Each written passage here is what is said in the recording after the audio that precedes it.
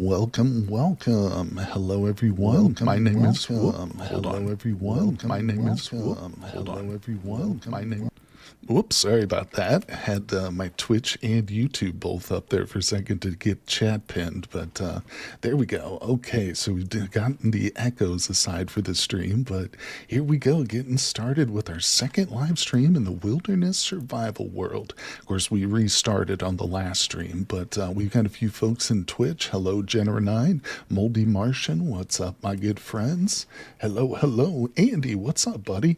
Just got home from Social Security office in time. Man, oh man, yeah, let's go, dude. Thanks for dropping in. I know that office, any kind of bureaucratic like meeting is always a pain in the butt, so glad you could get in and out of there, but thanks for joining me, everybody.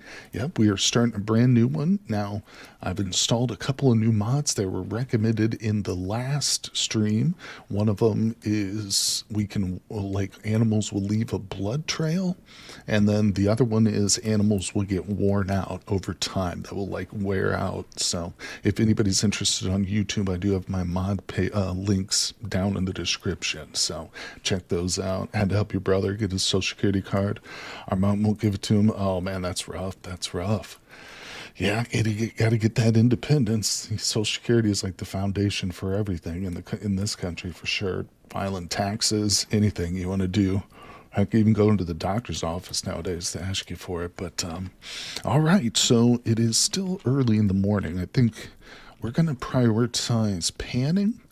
Number one, of course, we're still trying to get a temporal gear, food, and just general base improvements. I am definitely going to keep an eye out for like copper and stuff, but we're not quite at the copper age yet. So yeah, just getting our food stabilized, continuing to plant, and then of course trying to get that temporal gear is going to be so critical for us. We just, on a wilderness survival, when we die, we respawn randomly 5,000 blocks away. And of course, without a map, kind of means it's like a total restart. So I want to avoid that again. In this playthrough, I want to take it seriously and actually get some progression. And it really, in my mind, it all starts with setting up a spawn point. So we're going to do that. But hey, Captain Disconnect, how's it going, buddy? Thanks for dropping by the stream. Hello, hello. He turned 18. She kicked him out a month ago and is doing everything to make life difficult. Listen, you know, as somebody who grew up as a troubled teen and then a troubled 20-year-old, and maybe even a troubled 30-year-old, I can tell you it's no fun, especially when family turns on you. You know, that's the hardest thing to get over and accept. So it's really good that he's got at least you there to lean on, buddy. So you're a nice guy, Andy. I've always known that since like the second or third time I talked to you, but you're a good person. Chip Wheatley, what's going on? Became a member. Hello, hello. Channel All-Star, that's awesome, Chip. Thank you, bro. I just set up memberships on YouTube. You're the first one, I think, so thanks, dude. Appreciate it. I just wanted to do that for anybody who wants to, you know, support the channel but doesn't like Patreon, but probably have a few crossovers too either way. That's awesome. Hello, hello, Pyroman, Permanent Trampage. How's it going? Let's see. First steps not needed to pay taxes, knowing how to pay them correctly. That's true. What's up, Donnie Clark? Cutie Bun Bunny. Hello, hello. Oh my gosh, so we're just starting to starve. Let's see. I think we've got some. Yeah, we've got a little bit of food here. Let's actually take this out just to shut them up. We're going to eat. Oops.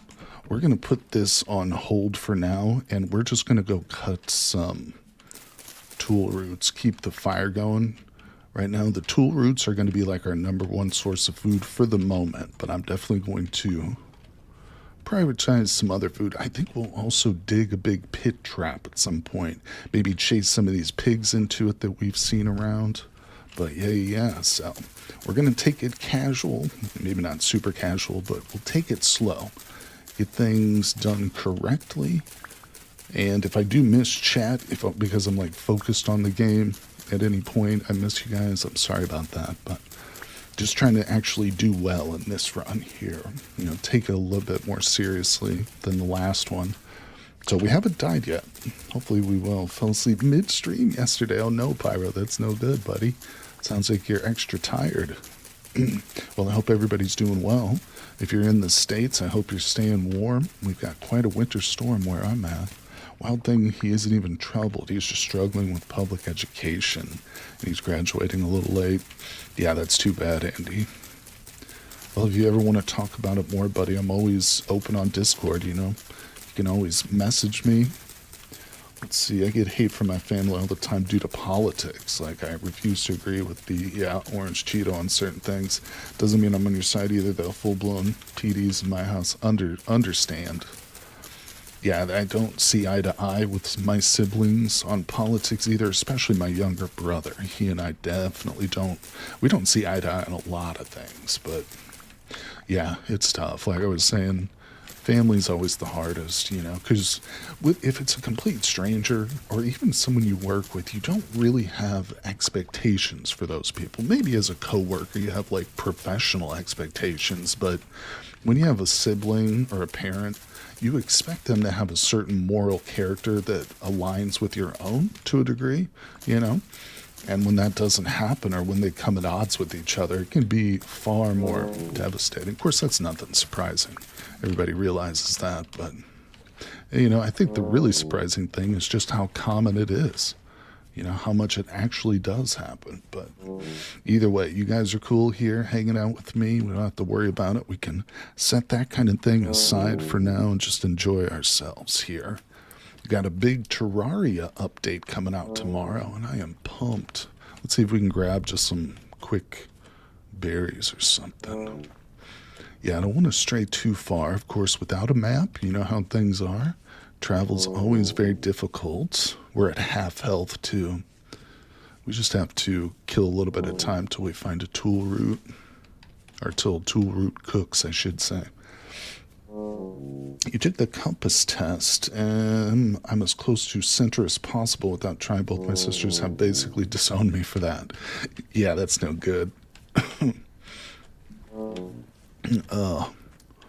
Let's see. Okay. Boom.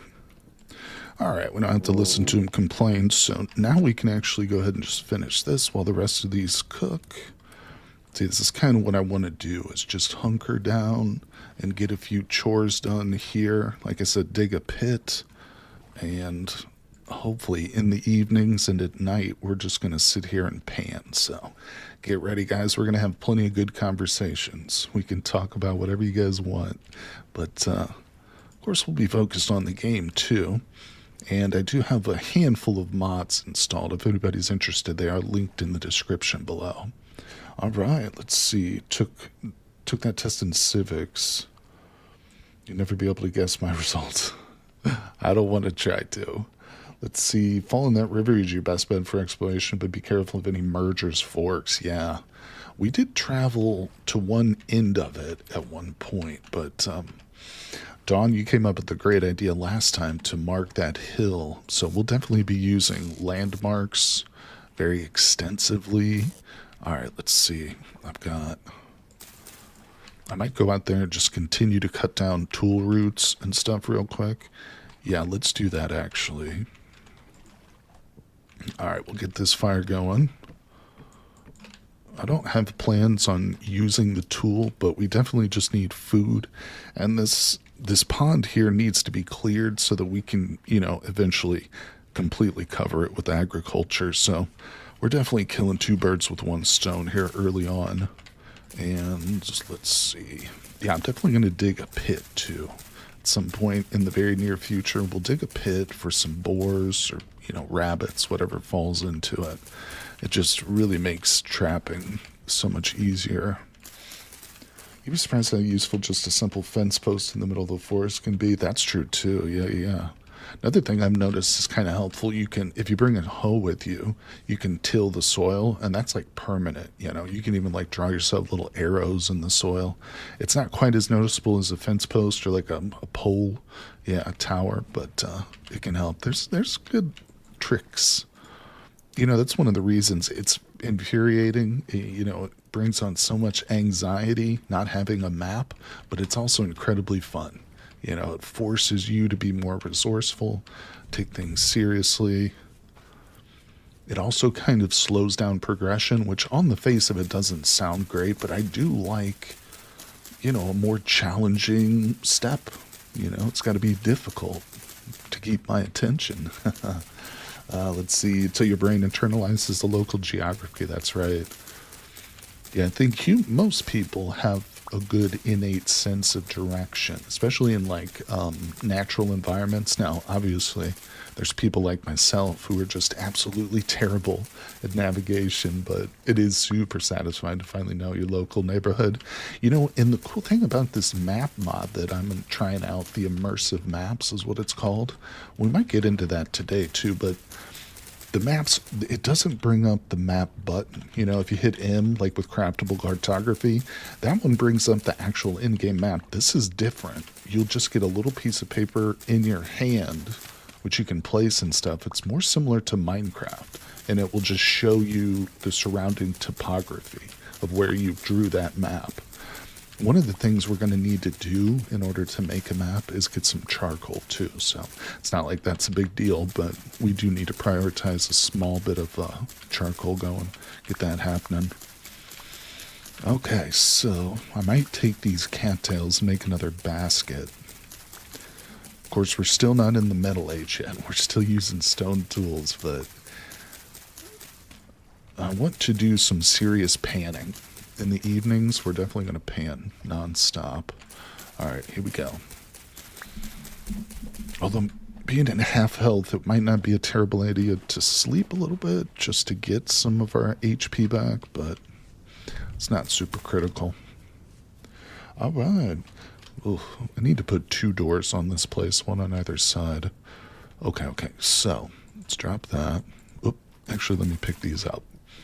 We'll put the tool in. Beautiful. Take those out. Alright, we got even more. Excellent. Let's eat a little bit. Yeah, that's the problem with these roots, man. They just do not fill you up very good. It is not a great source of food, to be truly honest. Oh, no, not quite. Alright. Let's keep planting. I would love the way this map mod works if they added a sextant for coordinates. Knowing where you are is just important as what's around you. That's true.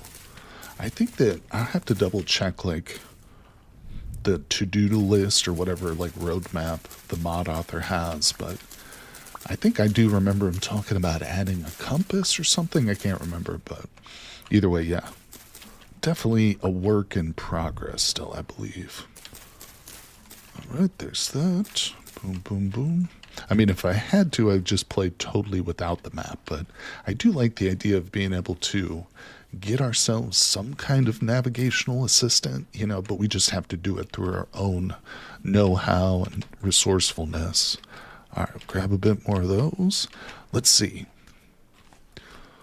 I think, there's a couple more cattails. Let's retrieve these. And we'll see if we can whip together a basket, and then we'll dig a pit here. It's still not even 11 a.m., so we got some time. All right, thanks for joining me today, everybody. It's a cold Monday here, but my stream schedule is posted in chat in both Twitch and YouTube, so it's pinned in the comments, or in the chat, I should say. So check that out if you're wondering what else I'll be streaming this week. The long dark map style mode, exactly. Yep, that's a great example. Certainly. Okay. I don't even know. I need to just figure out the exact quantity. Let's place those down for now. And let me see. Put some tool away. Okay. Boom. No, why don't you go in the fire? Alright, let's go dig a pit. Now, I know we've seen some pigs up on the hillside.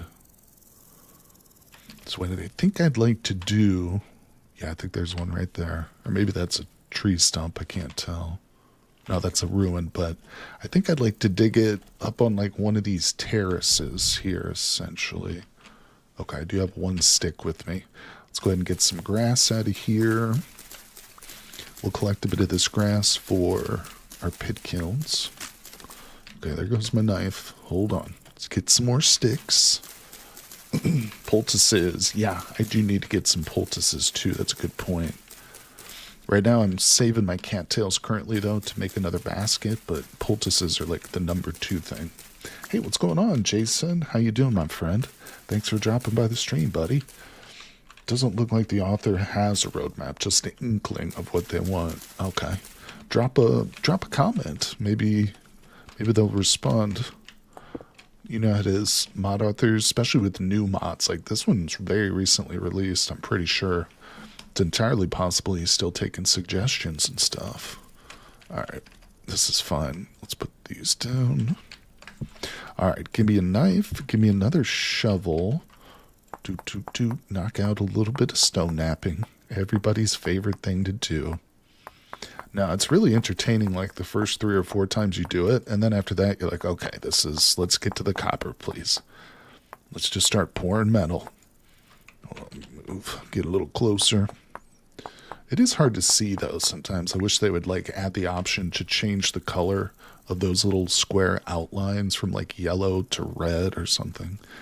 But it's a small little quibble. All right, here we go. Let's get some more grass. We're going to dig ourselves a pit, people. Try and catch us some easy food. Oh, you can, Andy? Is it a mod or is it just in the settings? Wireframe thick. Oh, wireframe colors. Is that it right there? It's that one, isn't it? Wireframe colors. Is that it? Hold on. I don't have any. Here we go. Let's do another. We'll just do another knife real quick. Appears the same.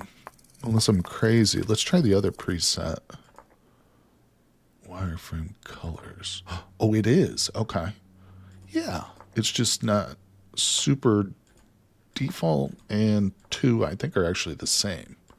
Preset. There we go. Sick. Hey, Chip. I really like how napping and pottery and smithing work in this game. Yeah, I'm a big fan of any of the crafting that's done outside of the crafting grid, you know?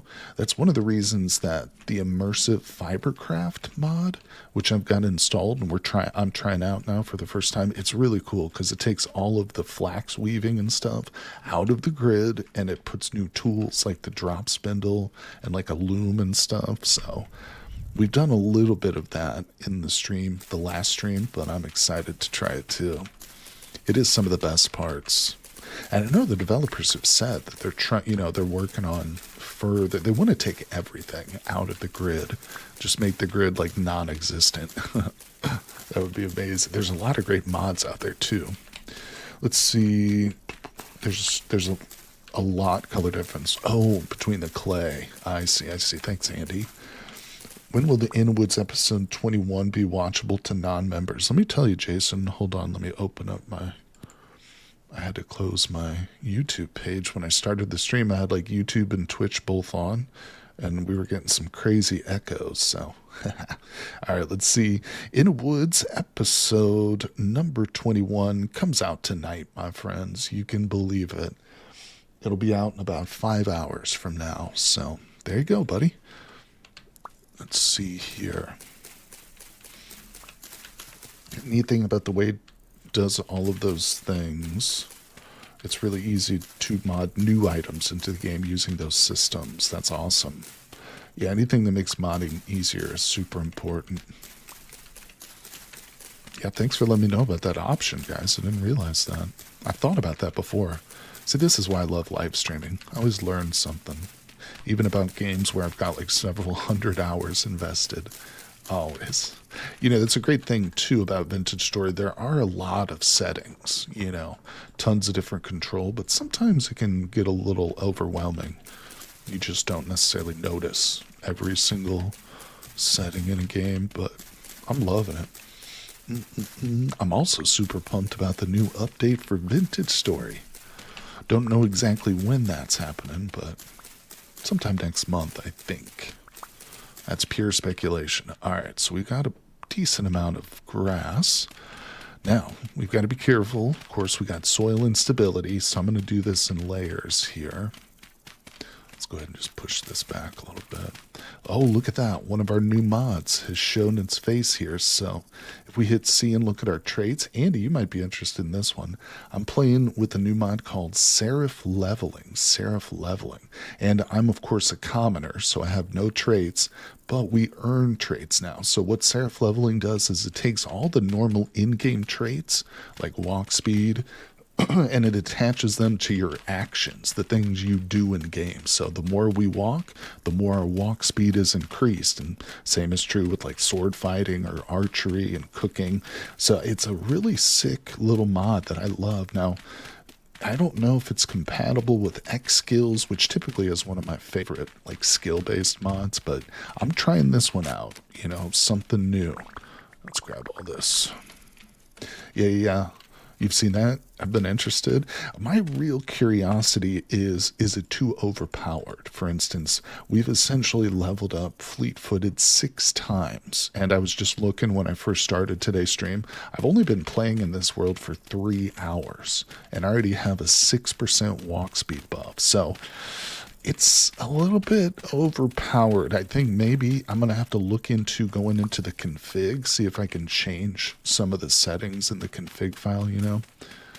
All right, so let's go ahead and start shoring this up with a little bit of packed dirt. I don't think we need this to be super deep. Okay, I'm running out of food again. Let's go get some more roots. Delicious tool roots. I hope he's washing these off before he cooks them, because they'll taste like dirt. Oops. Okay, but walk speed isn't that much different. Plus, later in the game, walk speed doesn't really. Well, I mean, walk speed is just my example. I'm talking about, is it overpowered for everything? You know. Now, walk speed's just kind of a good judge, because maybe it's not a good judge, because it is something we do basically constantly. But then again, I've also, if we just take a quick look at it here, I've also leveled up my foraging 4 different times in 3 hours. Remember, that's a total of just about a little over 3 hours of gameplay. And foraging, of course, comes from like picking mushrooms and bushes and stuff, but already near hunter level speed. Seems a little bit unbalanced. Yeah, the walk speed, like I said, might be not necessarily the best judge, but if there is an option to go in and just change config files, then hey, that's not really a problem. You know, it's just all down to the player and what they want. So that's what I'm kind of hoping. Hey, what's going on, IJ? What's happening, buddy? I'm doing well, my friend. Thank you so much for coming by the stream. We're just having a little discussion about the mods that I'm using.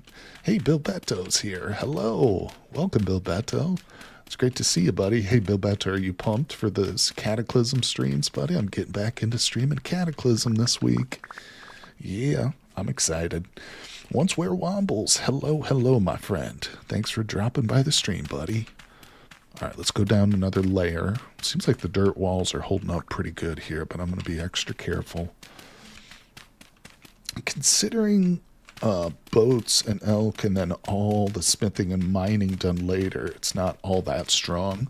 Plus each level could be harder leveled than the last. That's what I was thinking too, Andy. Yeah, that like by the time we get to level 10, it's going to be like 10 times as hard to get as a level 1 would be, essentially.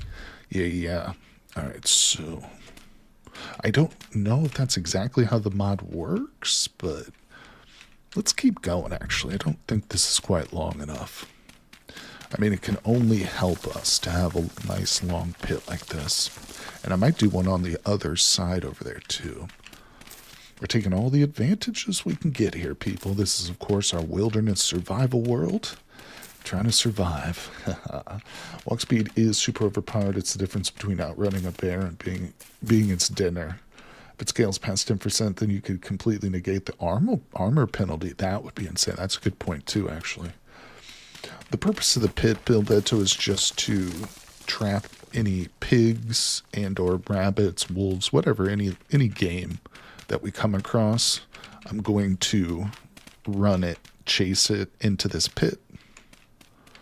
And then we're going to hunt it and eat it.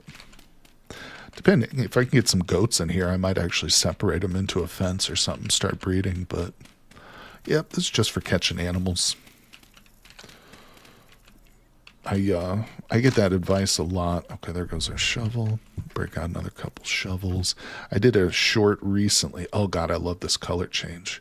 Now my short was all about how to capture goats, and I was using fences. You know, like I would build a fence and use a trough to like lure them to it, and then chase them in and like, you know, fence it off. And I got like 6 to 10 comments. People were like, just dig a pit. Just dig a pit. Don't use fencing. Just dig a pit. It is a little bit quicker way. And I like it too, because essentially we're producing resources for ourselves as opposed to using resources like I am if I'm using a fence and a trough system. All right, I do kind of want all this dirt, so let's grab that.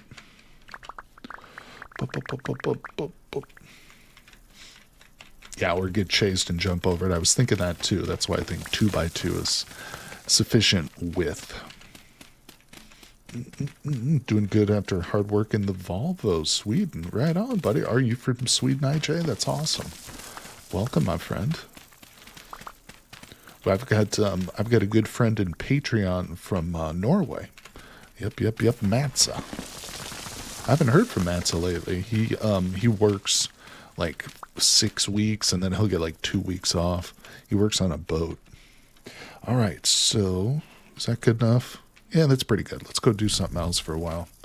So my foods are getting low. Maybe we can chase some animals into this. Oh, there's a seed. Let's go ahead and grab that. Turn around and plant it real quick.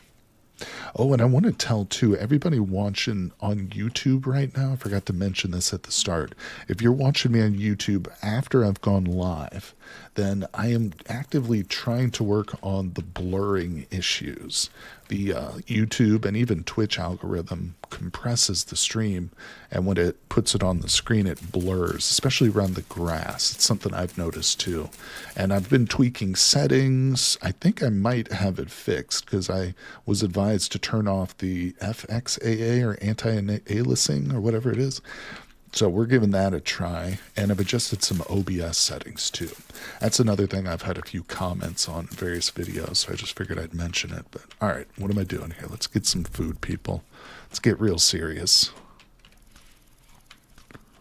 It's something I've struggled with before on my old PC, and I was hoping it would just go away with like a higher performance system, but oh, you've worked with Volvo for 23 years. That's admirable, buddy.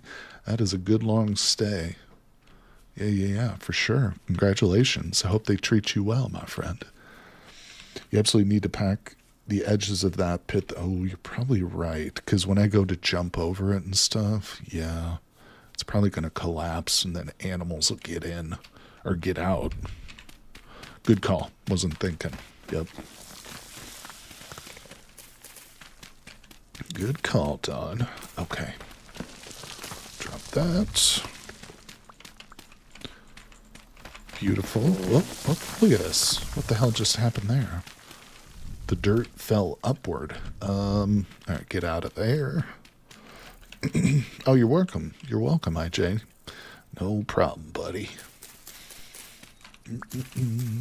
Oh, you're from Bosnia. Awesome. Oh, look. Just cutting up the grass digs the dirt for me. Isn't that nice? All right, whoa. Soil instability. It's a way of life here in the wilderness survival world, people. But I've come to enjoy it. Maybe enjoy isn't the right word. I've come to appreciate it as a part of a real, authentic challenge. Okay. You know, it's not like it's a cuddly, cute little grizzly bear that you can just walk up to and give a kiss. All right, let's see.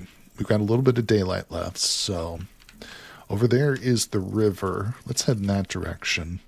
I don't have much in the way of ranged. I've only got the one copper spear thing. Actually, you know what? No. Instead, we're just gonna sit here and cut more tool. This is a guaranteed source of food, and I need to clear this lake anyway. We are definitely going to get a greater variety of foods, but we're going to give it a day or two. But Smokey's family needs loving too. Be unfortunate if you fell in the pit with the bear. That's true. That would be very unfortunate. Let's see, you don't need to pack the second layer. Thankfully, there's no way it can interact with it. Okay, good. I'll leave it. Good, good, good. Yeah, let's see. It's 1,600, or it's 1,800 hours. Not too bad, not too bad. Got plenty of time. We're going to stay awake all night just panning, people. Really hoping we get lucky with that temporal gear. At some point, maybe we'll do some more exploring for ruins, try and get some bony soil, but right now I'm currently just sitting on a stack of sand, I think. I do like my pits. On the very first server, kept bears and wolves from spawning infrequently. That's right, Andy. When I first started playing, I used to hear people would say, if you kill a wolf, leave the bones, because the bones, the skeleton on the ground, will inhibit animal spawns. But we figured out that that's not true, right? That's not the case. But if, like Andy suggests, instead of killing the wolf, trap it in a pit and just leave it alive, then that will prevent wolves from spawning in the general vicinity, like within that certain spawn range or whatever. Yeah, that's a really good tip. Smart idea. In fact, that's probably something I should write down for a short. In fact, hold on, let me write that down. Pull up my notepad real quick. Oh, I shouldn't do this out here. Let's see. Okay, we're good. Just one word, that's all I need. Leave it alive, put a glass roof on the pit so you don't fall. That's a good idea, too. Hell yeah. You don't fall in, they won't despawn because of darkness. Alright, is that good? I've almost got this lake completely cleared out. This probably isn't even going to be enough root to get us through the night. This tool root has garbage calories. But it's easy, guaranteed food. Alright, there we go. Let's see, how we doing over here? I mean, nothing's more than 2 out of 9, so our agriculture is not going to be feeding us anytime soon. Let's go ahead and take the tool inside. I think it's probably late enough that we can go ahead and close this in. Boom, boom. All right. Oh, starts complaining as soon as he steps in the door. It's like he knows. He's like a cat. Starts begging for food as soon as you walk in. On that note, never jump your pit trap at an angle. Always straight across. They will navigate around you if you go at an angle. Oh. Hold on a second.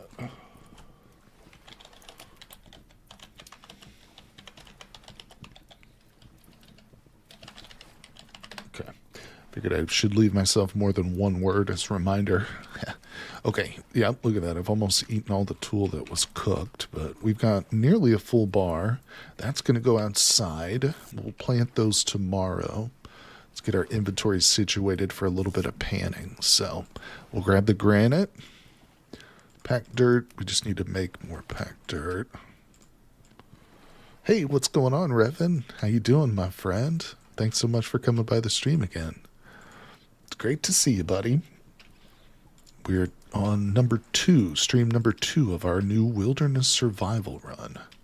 And I've added a couple of new mods. My entire mod list is down in the description, too, if anybody's interested. Hey, I just noticed I've got even more cattails here. That's great. I've got them sitting everywhere. All right, so put that away now. Let's go ahead and grab our cattails. Oops, didn't mean to pick that up. And yeah, I think we can whip together another basket. Beautiful. Put that up there. Okay. Actually, I'm going to keep those on me till tomorrow. Yeah, let's pan, people. Let me see. Oh, wait, my pit kilns are done. Hold on. Okay, beautiful. I'm going to need to make another vessel. We'll just get one of them lit up. That's fine. That's fine. Oh, I don't have enough sticks. Oh, I'm such an idiot. I got all that grass, didn't get enough sticks. Dang it. Does anyone have the same with animals jumping, pigs, deer in water, and sinking? Didn't happen before. I've seen it. I've definitely seen them sink before like that. It is frustrating when that happens. Oh, well, we don't have like a whole lot of food to be storing in there anyway, so it's not the end of the world. All right, here we go, people. Let's see. Let's get a little light on the situation because it will be kind of dark. And we pan. Here we go. Open this up. Like that. Got to get myself, whoops, situated here. All right. One-handed streaming, people. Actually slept. I had a neck ache the other night from sleeping wrong, and then like the pain in my neck moved into my left shoulder, and now my shoulder hurts more than anything else. It's super annoying. It's like when I hold my hand up over the keyboard, it makes my shoulder ache. But it's not going to impede me. Not from streaming. Nothing will stop me. That's right. Oh, I watched the new Superman the other day. I rented it from Amazon Prime. We were talking about it in yesterday's card survival stream. I enjoyed it. I know it's seen some harsh criticism, but I liked it. I thought James Gunn did well with that one. It was James Gunn, right? See, you made a 7x7 pit with a column in the middle so I could jump to the center and wait for them to just fall in. That's smart, actually. Put ladders all around it, yep, in case you fall in. Yep. Something about the new pathfinding makes animals just sink in water if they don't go far. I think the issue has been far more prone to swimming to flee, but not during standard navigation. That makes sense, because sometimes they don't, so that would be if they're just wandering. Do you have any meals in a bowl? Curious to see if hunger drain pause from eating a meal stops the stam drain. I don't at the moment. We're out of like all ingredients. I'm literally just surviving on tool.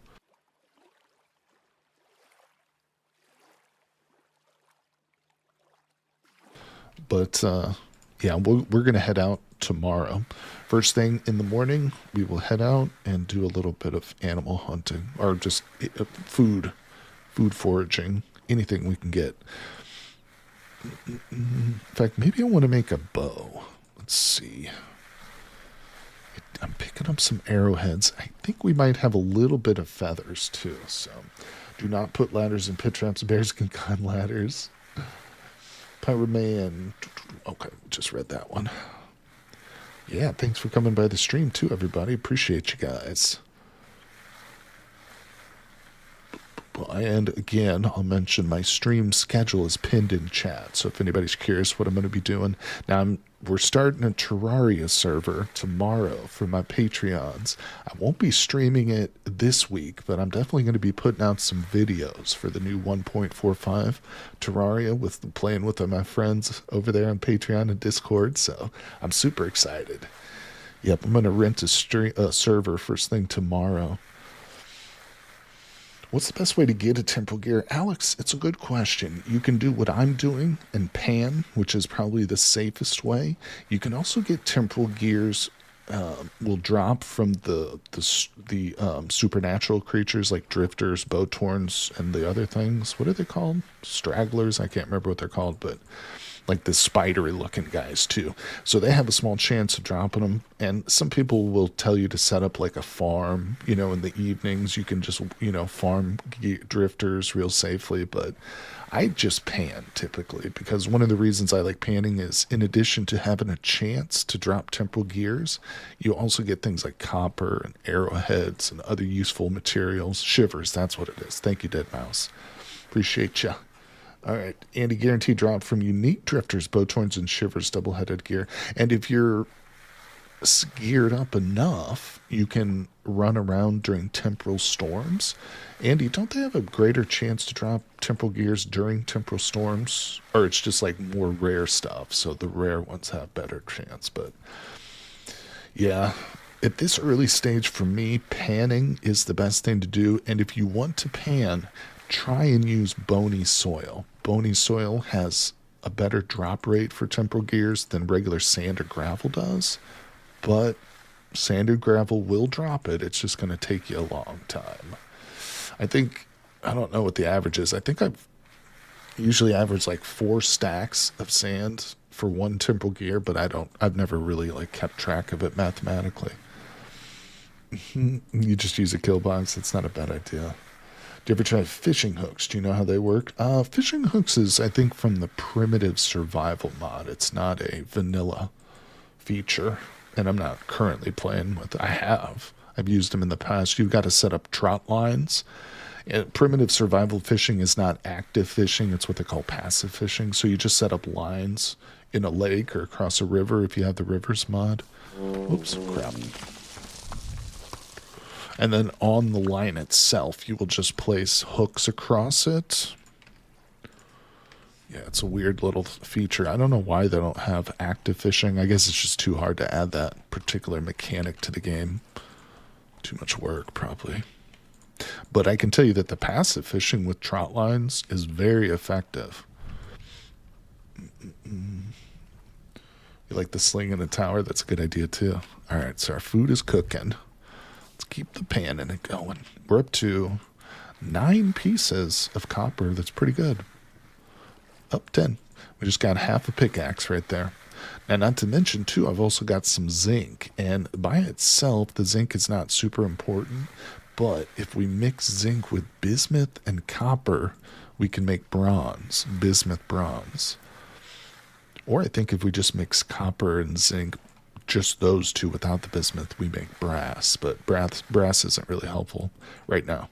They're trying, one of those previous teaser videos I saw for the next patch was fishing. That's awesome. Yeah, I feel like making like trot lines is probably not that difficult compared to actually implementing a whole new like fishing mechanic into the game.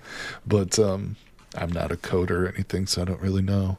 All right, so we just filled up. Hold on, let me open. Oh, what the hell did I just do? All right, put that away. Let's see. Oh yeah, I've got 9. We're going to make some arrows tomorrow. That's cool. Put that away. Sweet, we're up to 30. We're not done yet, though. It's only midnight. I do need to get that food, though. Let's grab this food real quick. Okay, not much there. This tool is going to be like, this is going to be the last of the tool. I have to get serious about food tomorrow. The guy from Saturn is here. Well, well, well. What is up, my friend? Use the active method for fishing by stabbing them. That is the active fishing method. That's true, Dead Mouse. Traps, I did use 3 fish in 1 trap, so if you have many, food will not be an issue. That's true. Brass is great. Stretch your copper out and make lanterns and torches. I do like the look of the brass lanterns, but yeah, what's going on, Big Saturn? You can see we're grinding it out for that temporal gear, buddy. You know it. You know it. We were just talking about the best ways to get temporal gears, and number 1 on my list is, of course, panning. So you're hunting chickens, some brave chickens. Yo, you saw that short? Yeah, I put that short out today. That was actually from the last... No, it wasn't from the last live stream. It's 2 live streams ago. I was making some shorts from the last live stream video right before I started today, though. And I'll probably make some shorts from this one, too. All right, let's see. Got to get some sticks in the morning. We're going to make some arrows and a bow. Let me look at this real quick. Just going to do a primitive bow because that's quick and easy. All right, I need 3 twine, which we do have. We have 4 of them. Hey, old Greg, how's it going, buddy? Good morning to you, my friend. Thanks for dropping by the stream, everybody. Welcome, welcome. Oh, look, I've got 2 rusty gears. We are currently on, I think, day 4? Oh, day 8 of our wilderness survival playthrough. This is the 2nd live stream. And, of course, the first one, if you missed it and you want to check it out, it's on my YouTube page. Hey, we just got a gold necklace. We'll go ahead and just put that on our character. Come on. Give me the gold. There we go. All right. Yeah. Appreciate everybody coming by. If you're over there on Twitch, make sure you follow me. And, of course, hit like and subscribe on YouTube. All right. Let's see here. Yep. So far, have not... You got to get that drip, buddy. You know it. Have not seen a single temporal gear, obviously. But once we get one, we can set our spawn point. But it's important to remember that with the default wilderness survival settings... It only is good for 3 uses. So the temporal gear is very temporary. And we will need to find more. But the first one's going to let us like get out there and explore a lot farther. It's just going to enable me to do a lot more. It's going to give me the confidence I need to go up and ask a girl out on my first date. I mean, no, not that. But yeah, we're looking at some commoner clothing, and then boom, a gold necklace, people. That's how it goes. Okay. Yeah, and if anybody's curious, actually, you can look at the drop, the loot table, and the drop rate is all listed on the wiki for sand, gravel, and for bony soil. So, the developers of this game take panning very seriously, people. It's a real deal business. So, are you far? So far, are you from bear hunting? I am pretty far from bear hunting, if that's what you're asking. Yeah, but now that you've said that, actually, I need to make some of that primitive armor too. That should be a priority tomorrow. Let's see.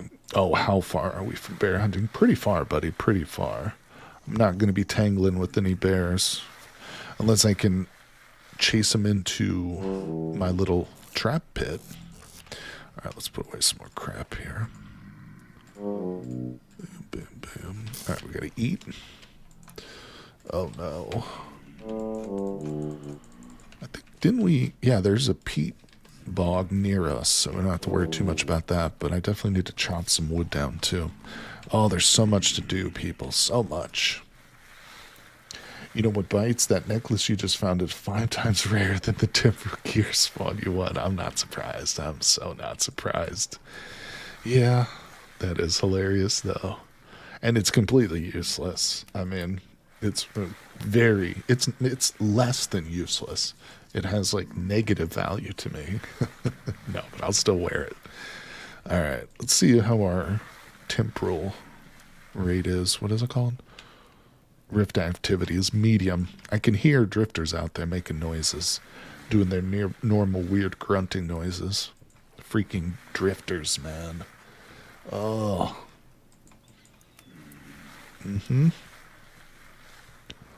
So far, I think we did spot one surface copper node, maybe 2, but what necklaces you find? Didn't see it. Oh, Pyroman, let me show you. It's a gold necklace. Boom. Right there. See, it's on my character. Hee hee. We got that just now from panning. No temporal gear, but it's worth 8 rusty gears to the right trader. Yeah, huh. Well, I might actually trade it to him. I'll keep it on me, and if we find that correct trader, I will trade that. Because I do not care about that. Alright, commoner gloves. Let's see, it's 3 a.m. A couple more blocks of sand, and we'll get out of here. Just want to wait for the sun to rise, basically. Oh my gosh, hope everybody's staying warm out there. Oops.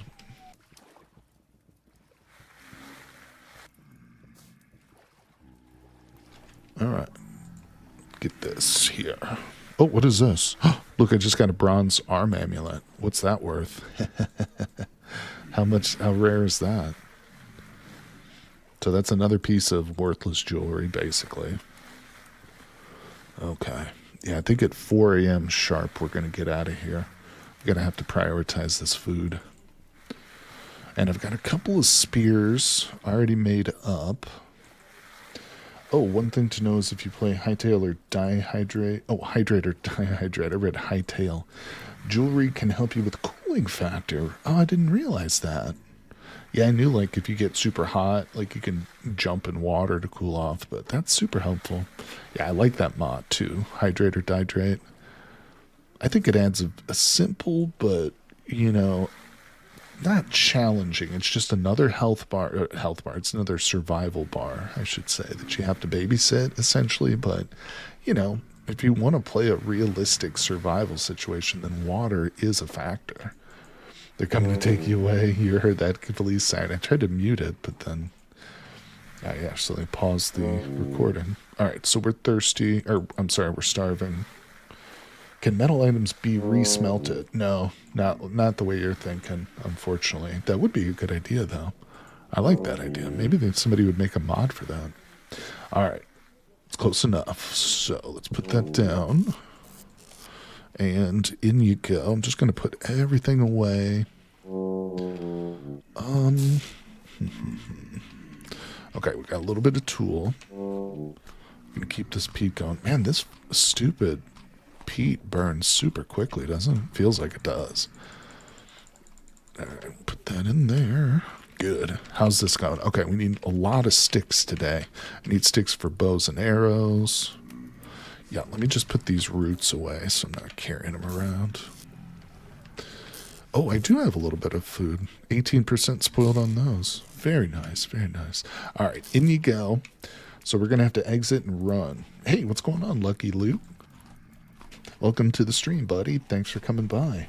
Recently finally made a well-used HOD. It's actually a lot easier than I thought. Oh, okay.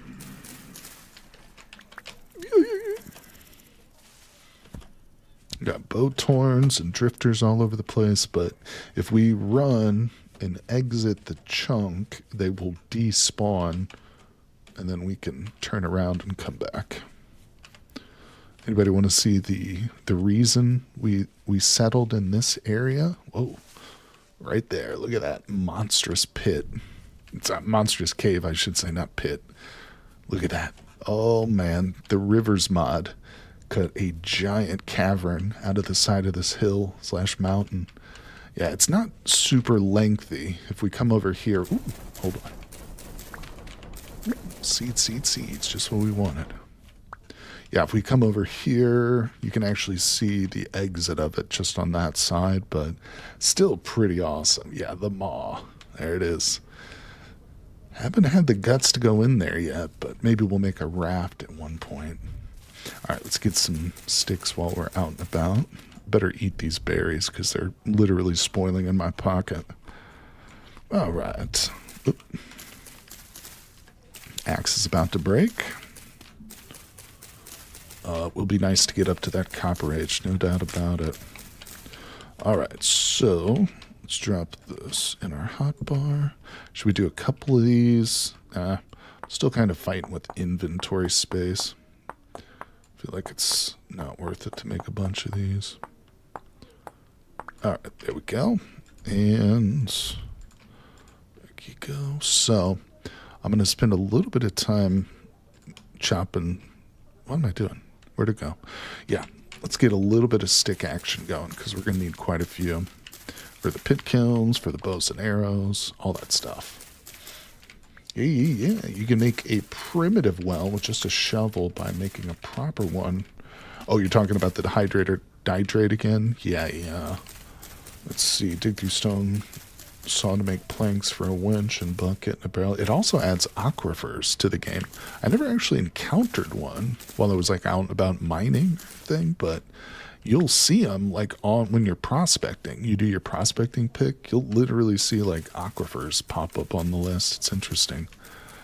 That's probably like the biggest change that mod adds other than the primary mechanic. All right, I'm also going to chop a tree down. Maybe I should have made another axe too. I can't forget we do need to start charcoal sooner rather than later. It's going to be very critical. Oh, yeah. Oh, man, I tell you, my shoulder's feeling better already. Sometimes the best thing you can do is just to start getting active. You know, if you got sore muscles, just stretch it out, do some exercises, play a video game. No, but I appreciate you guys coming by. There we go. Okay, it's broken again. Got even more veg. Our garden's going to be filling out quite nicely. Oh, and I got a tree seed, too. That's almost more valuable than anything else. We got to start getting some trees growing around our place. A little bit closer would be nice. All right, there we go. Yeah, boom. And, all right. We've got the acorn. Is this? Oh, look, we got a nice walnut tree over here. I didn't even notice. We got a couple of big old walnut trees. That's beautiful. All right, so I think I'm going to plant this, obviously, and throw these down. Boop, boop, boop. Let's go ahead and grab that. And there we go. Turnips have one of the better growth rates. Oh, that's good. Thank you. Appreciate that. Yeah, that's helpful. At this point, I'm not discriminating against any kind of food. I will plant anything we get our hands on here. Let's see. You can make a... Oh, we already read that one. Glad to hear it's healing. Can't imagine how bad that shoulder could have gotten due to the cold. Yeah, I think it's also partially stress. Like, it came about, like I was saying, because I slept on my neck wrong, and then, like, the pain traveled from my neck to my shoulder, but I think it was just tension, too. A lot of stress. Been a little stressed out recently, but this right here helps me get over it, no doubt about it. All right, so let's do this in here. Boom. Now, I think we'll go ahead and turn this into firewood. I'm not going to start the charcoal pit just yet. I think we want to spend a little bit more time foraging for food, but let's just at least start to stockpile some of this. Maybe we'll cut down another tree as we go around. Another thing, too, I'd rather avoid eating these onions. Maybe we can find some grain or something, throw those in. I'm going to keep them, though, just in case we do need to eat them. All right, real quick, we'll grab some tool again. Look at this. You can never have enough peat here, people. Never enough. All right, so, guy from Saturn, the best way to fight stress is to go find a grizzly bear. That's true, too. That does help. All right, so we finally got the sticks we needed. Just take a moment to get this lit up. What is it, 4 or 8? Isn't it 8 for one of these big old vessels? It's weird how that requires more, but that's okay. All right, so we'll get that lit. God, I need more sticks, too. I don't even have enough for the arrows I was wanting to make. All right, so look at all these portals I got around me, too. Jeez. It is one heavy temporal activity kind of a day. Oh, this was something I wanted to do too, doesn't have to be big, but I just want to put a very small tower next to that so I can kind of see it at a distance, you know? So if I'm like being chased by something or chasing something, obviously I can aim towards it a little bit better. But, all right, let's get some more wood from these small trees, some more sticks. Even if you do eat them, you have enough to make a meal out of it, which improves the nutrition off them. That's true. That's true. I should probably stick them in the cooking pot. We'll do that after the tool is done. Like I said, maybe we'll get lucky and find some more food for it. Oh, yeah. All right. We'll grab this here. I mentioned the aquifers are a lot more important in multiplayer. Even a weak aquifer will put out more than 10 liters a day. You know, one thing about that mod, the hydrate or dehydrate, I wish that, like, drinking unclean water had more of an effect. I don't know if it's just too difficult to, like, mod that in or whatever, but all it really does is make you hungrier effectively. You know, it adds, like, a little debuff to your food saturation bar. And it's, I mean, it's probably, like I say, probably the easiest, most straightforward way that they could, you know, make it clear to the player that you should be purifying your water. But it just feels a little bit like underwhelming. Like, I wish they would implement like an actual like poisoned feature. I don't know. Like I said, it's probably difficult to just initiate a brand new system into the game.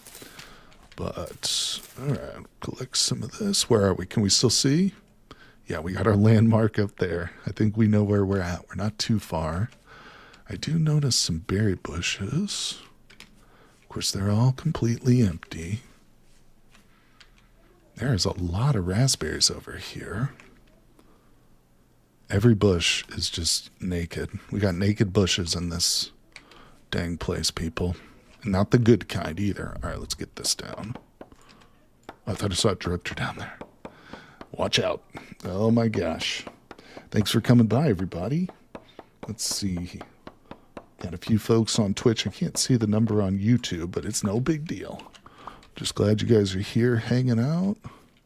Now, we haven't gone underground much, but one of the mods I did install is called Wilderlands Cave Generation. It's in the description, but the Wilderlands, it's supposed to adjust cave generation in the game.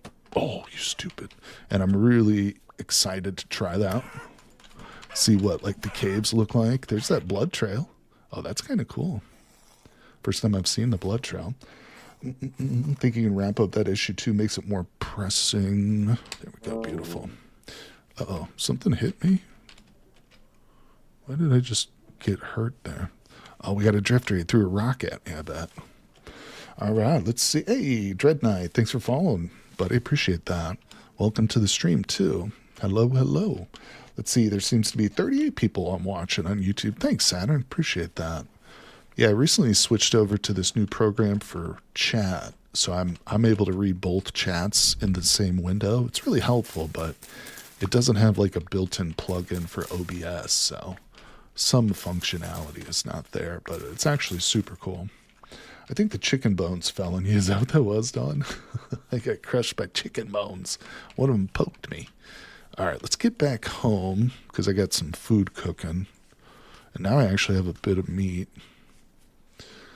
You know what? Hold on. Did I get an axe made? No, we need to whip up another axe. All right, people. Let's do this. Yeah, I love being snowed in. There's nothing better than like having an excuse not to go outside and just sit around and play games, like a legitimate reason. I'm sorry, I can't go outside today. It's too snowy. I'm going to have to play Vintage Story. So sue me. All right, let's see. I dropped the carrots. Where were they? I'm totally full, but I will put this away. We don't need that. Where were the carrots? I don't know if I'm going to be able to find them. They might be a lost cause, peoples. We'll just backtrack a little bit. Yeah, see, this is why I need to make short trips. Short trips. Go sniff it. Yeah, these rifts are opening everywhere, bros. We're at medium rift activity. It feels like apocalyptic.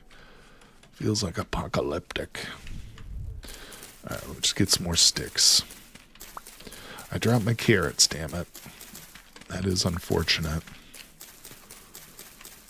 All right.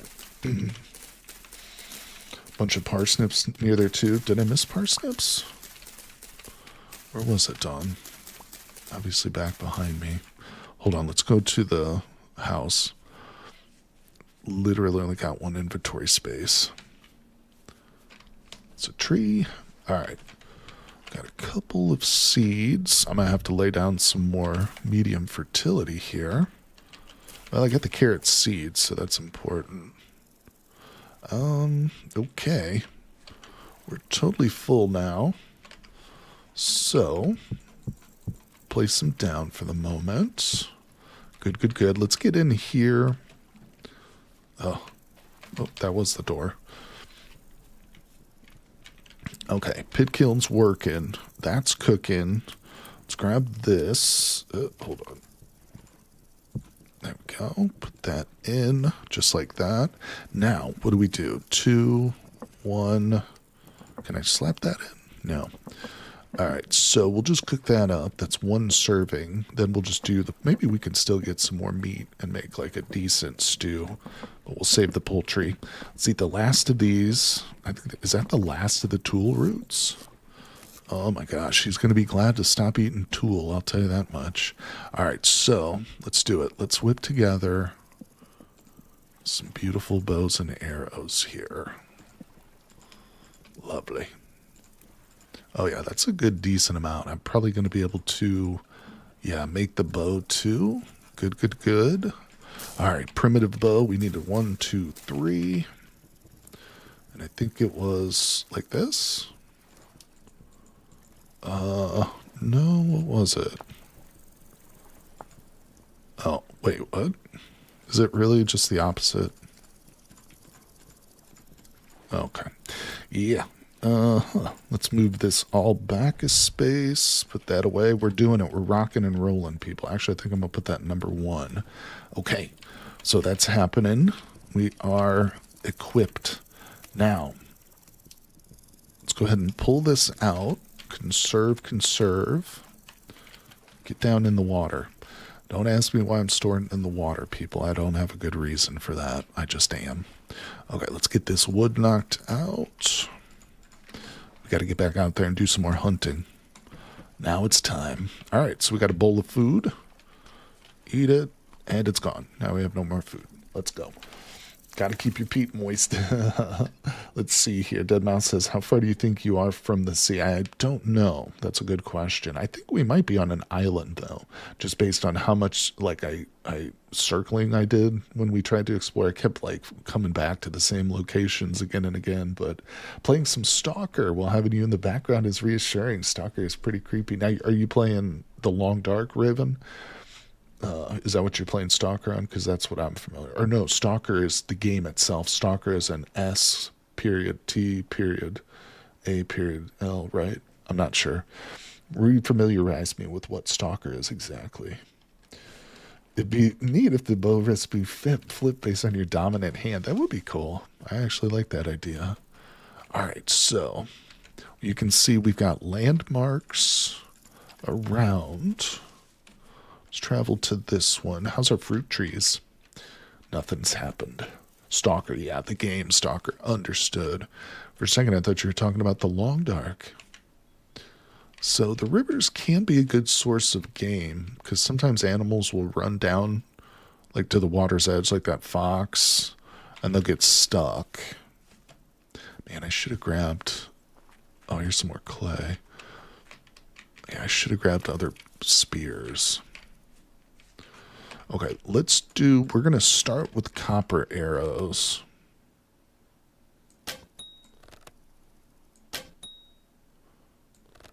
Okay, that's a baby.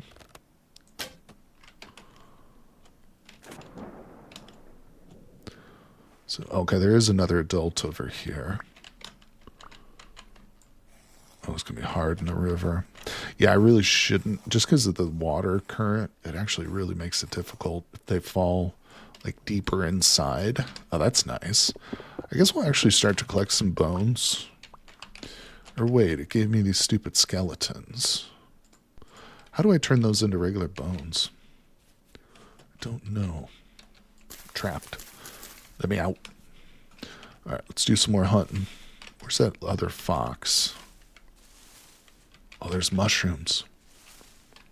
Every time I see mushrooms... Was there copper under me? Wait, hold on. Back by the river? Look at all these mushrooms. Is that what it is? A rock in the grid? I'm not sure. IJ, was there copper in the river? I gotta go back. Grind them in the bone meal. Oh, that's lame. In that case, let's just drop them. Don't really need a bunch of bones right now. I could use some for my axe and my knife handles, but mushrooms are good cooking. Yeah, we can toss these in the cooking pot. Okay, I think that's all of them. Let's go back. No, not quite. Other side of the river. Yeah, I was just going to say, let's go back and investigate the copper. Because if we can find a nice little copper node super close to home, I mean, that's going to be absolutely amazing. Where'd you go? See, this is what I'm talking about. It's really hard to butcher the animals in the river. Get it? Do it. Hey, I did it. Bing. All right, let's go. Sandwich says, was there copper under me? Go instead of Cuproith? Cuproith? Okay. Wait. It was the place you shoot arrow? From the place I shot the arrows. Over here, then? Oh, yeah, bro. Good eyeballs, dude.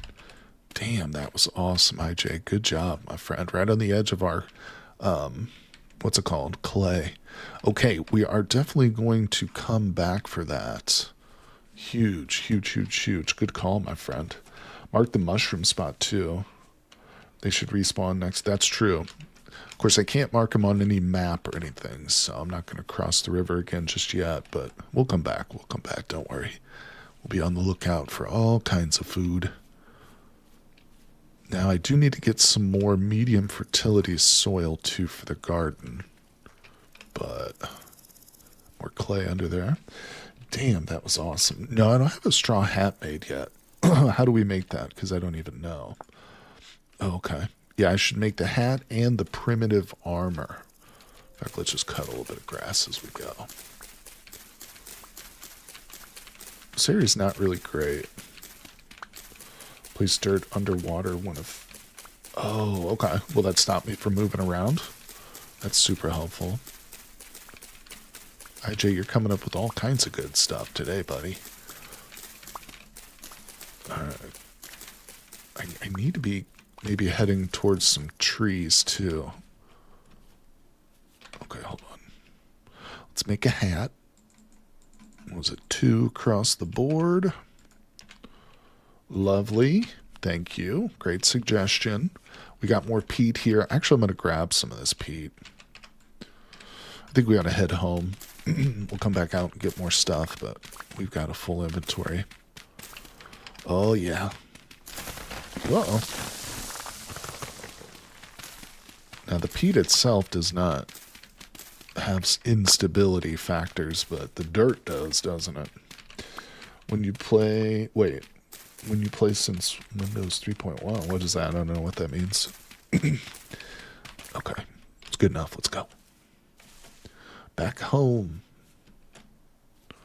Just remember, no map. Maybe you could use dirt pillars to mark mushroom patches in the future, like you did the copper. Yeah, for sure, for sure. It's not a bad idea.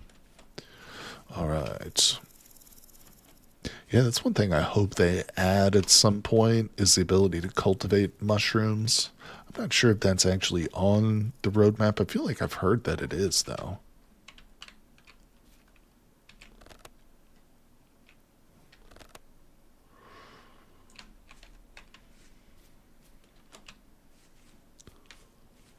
Come here. Damn it. And they can feel my presence from a really long way off. That's a deer right up there. Hold on, if we could kill one of these big old deer. Or equally, maybe chase it into the pit. Where'd it go? Where'd it go? I think it's right there. Nope, more mushrooms, though. Hold your horses. Oh, crap, I'm full. All right, let's go home. I'm going to mark this like you suggested, Pyro. Do it like that. All right, we'll come right back. I swear I thought I saw a deer. Well, it must have ran up the hill or something. You want them to add sandwiches? I've heard that before, actually. I've heard people mention sandwiches before. You're not alone, my friend. There's a couple different mods for mushroom growing. I'm aware of one in particular. What am I doing? There we go. Okay. Beautiful. Put that back. And the meat goes in. Very nice. Okay. Yep. Grab a bit of this. In you go. Light her up. I think Tyron mentioned sandwiches in the Oscilloscape video. I think you're right. He did, Saturn. Yeah. It's been a little while since I watched that particular interview with the man, but yeah, I think you might be right. So what I'd like to do is save this lump of fat, because if we put in the grid with the single pelt, I think it'll use it all. But if we put it in with 2 pelts, we can get an extra use out of it, essentially. So we'll save it for now. And let's put that away. Do like that. Put the puffballs. I think I'll hold the puffballs for now. Okay, so we're very hungry. Let's wait for this food. Hey, what's going on there, dummy? Dude, been enjoying your Snowball Earth playlist. Well, you're welcome, my friend. I'm glad you're checking that one out. Yeah, that was a fun series. Ended a little bit. I don't want to spoil it for you, but yeah, I'm glad you're checking it out. And thanks for coming by the stream today, too, my friend. We're playing Wilderness Survival. Really the point of this run is not so much like a challenge, I mean, other than just the normal challenge of the game, but I'm kind of experimenting with some new mods. Some of them are brand new, just came out. A couple of them are really just new to me specifically, but if anybody is interested, my mod list is linked down in the description of the YouTube live stream.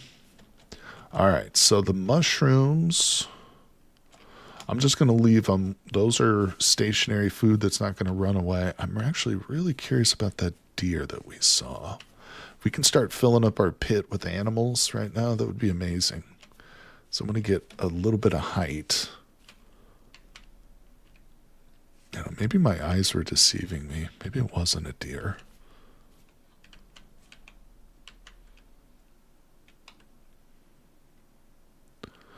There's the river. It's a good spot just to look for copper and stuff too up here, you know. Zoom in. Oh, there's some grain down there. Let's go grab that. All I know is that you can make bread. You can make jam, and there's peanuts in the game. What about PB&J? You can make fruit bread. Well, no, you need a mod for that, actually. Yeah, expanded foods and a culinary artillery will allow you to make fruit bread and then put peanut butter on as a topping. It doesn't call it a sandwich, but it's essentially more like, I don't know, a cake with just icing on it, but the icing is actually peanut butter, if that makes any sense. All right, let's keep looking around here. Not seeing much in the way of animals, but yeah, this place hasn't been super great on wildlife, to be honest. We saw a couple of pigs early on, but since then, not much. Peanut butter is a valid icing. I'm with you, buddy. You know what I like is, and I learned this from Tom Paris in the TV show Star Trek Voyager. Oh, look, is peanut butter toast. So instead of putting like butter or jelly on your toast, just a little peanut butter. It's very delicious.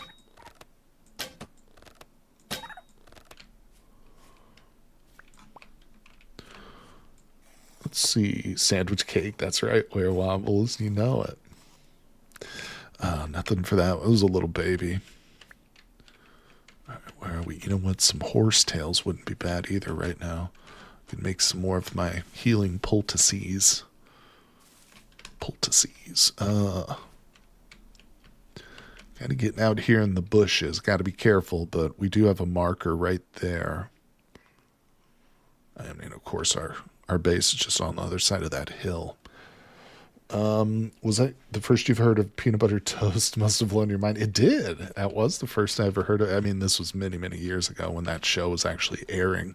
But, yeah, that was the first time. And it did. I mean, you know what I actually love it with is chili. American chili.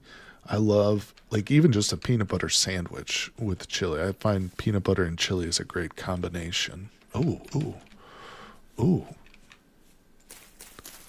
Actually, wait, I do kind of want that chicken, too. Where'd you go, little chickie? Little chick. It's too thick over here to go for the chicken. Wait, oh yeah, red wine cap. These are fine.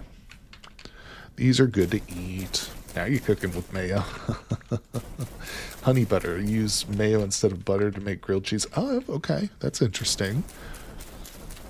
I've actually heard some people say that they put like a small spoonful of mayo in their cakes. If you're making like cake mix, like Betty Crocker.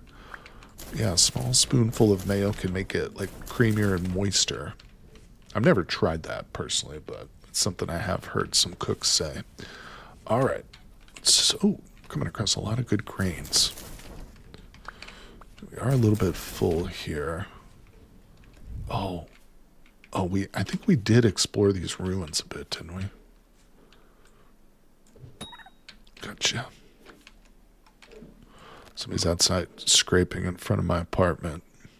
Might hear little scraping noises. All right, let's see. Saturn says, I've only heard of the peanut butter and jelly in American movies. In these parts, I haven't heard anyone really talk about it. Peanut butter and jam is the thing. Yeah, it's very similar. Peanut butter jam, peanut butter and jelly are pretty much identical things, really, in my mind at least. But jam and jelly have slightly different consistencies. But overall, taste-wise, I think they're pretty darn close. But peanut butter jelly is very famous in America. There's probably not a region, some foods in this country are regional, but peanut butter and jelly, oh my God. Bro, that fox just killed me. Oh my God, I did not think that fox was going to kill me, guys. We just reset. No. Full restart. God fucking damn it. What time is it? 6:30 p.m. Man, that's bad news. Man, that's really bad news. Damn it. Okay, well, no reason to cry about it. Let's just suck it up and get back, bounce back. All right, so we're going to need this. Yeah, man, that was a bummer. Hey, we got mushrooms. Let's grab these real quick. Oh.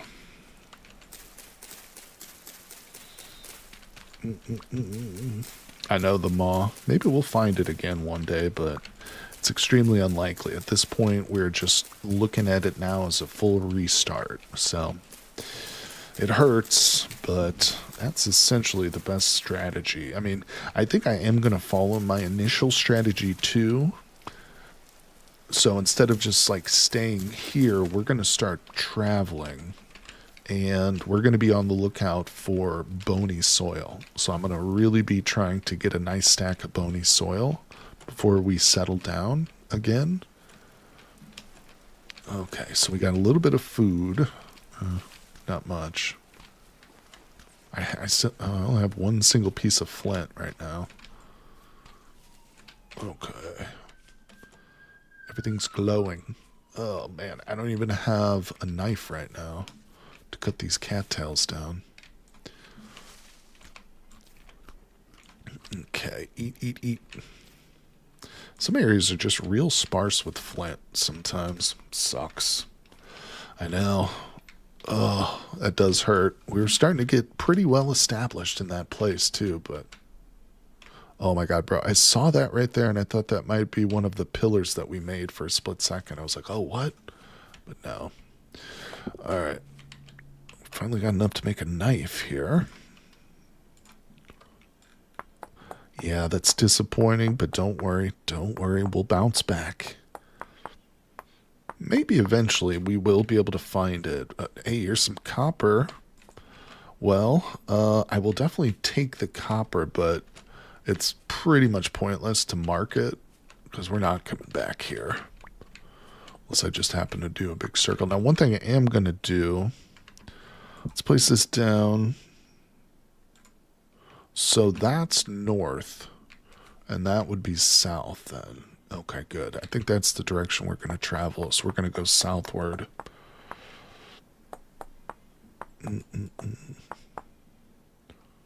Yeah, the log armor. I really should have prioritized that. That might have saved me, although I was just being careless, because I didn't really think that that fox would kill me. But, I mean, it is wilderness survival. It literally says that animals have, like, increased damage output and stuff. So, yep, another lesson learned. Valuable lesson. All right, so I got to get some sticks here, else we're completely screwed. I'm not seeing a lot in the way of trees in this area. It's kind of a bad region to spawn in. I see one tree within reach. The foxes had rabies, that's what it was. Yep, they killed me. Damn it. Damn it. That stinks. That was a good spot, too. I liked where we were, but... Alright, we're going to lose the light. What we're going to do is make a knife and then make a quick straw bed and we'll go to sleep and it'll be morning again. But I got to get a couple of knives, or a couple of sticks here. Okay.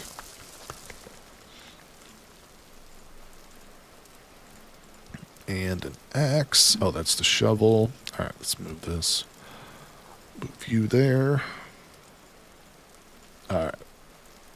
Eat these real quick. I know it's getting very dark here. All right, let's cut a little bit of grass. The soil's very unstable here. All right. Actually, I need some more sticks.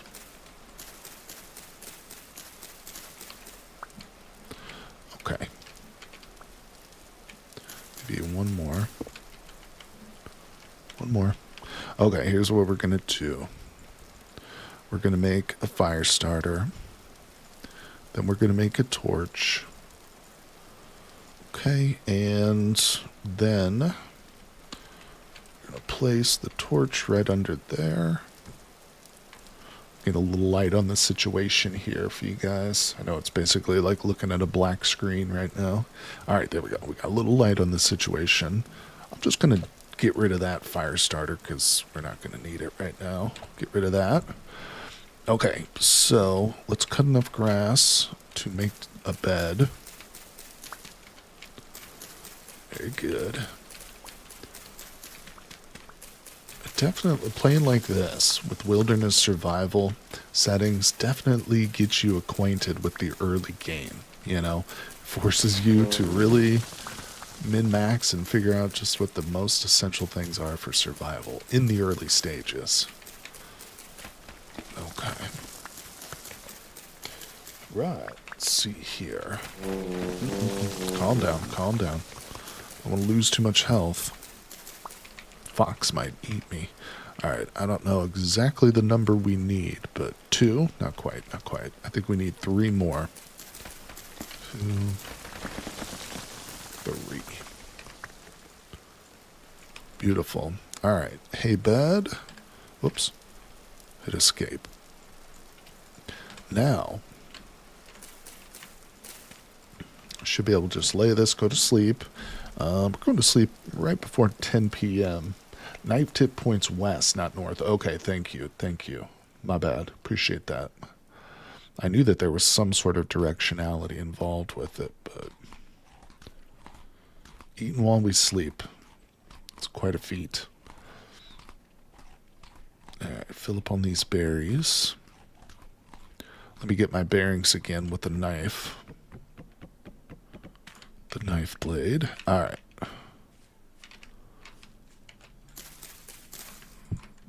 So the knife blade points westward. So that means that that is north.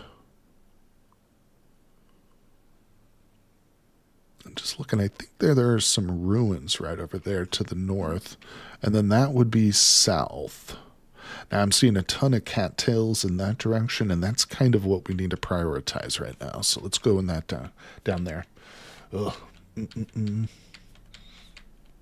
Oh, you're right? Okay, he's right. Good, good, good. Appreciate that help.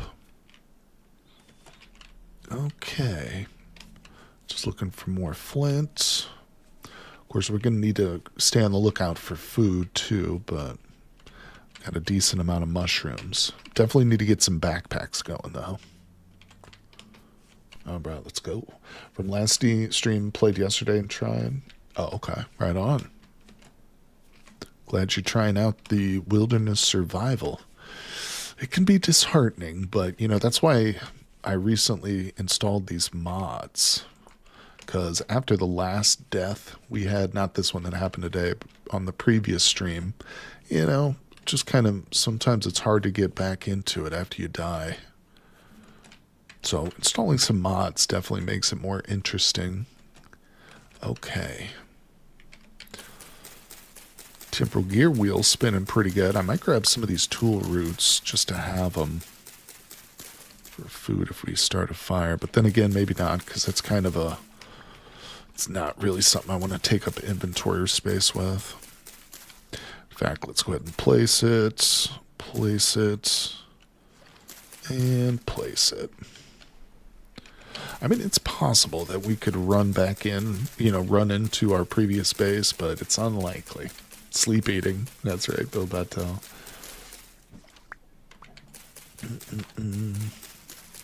I think Bill Beto might be watching. There might be a bit of you might be in the past a little bit.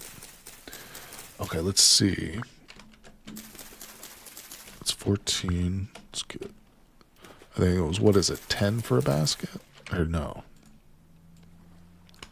Boom. Okay, we got one. Okay, I think that there was another lake just over here, wasn't there? Okay. That's nice. I'm going to start placing the seeds because we don't need them. Oh, we got berries.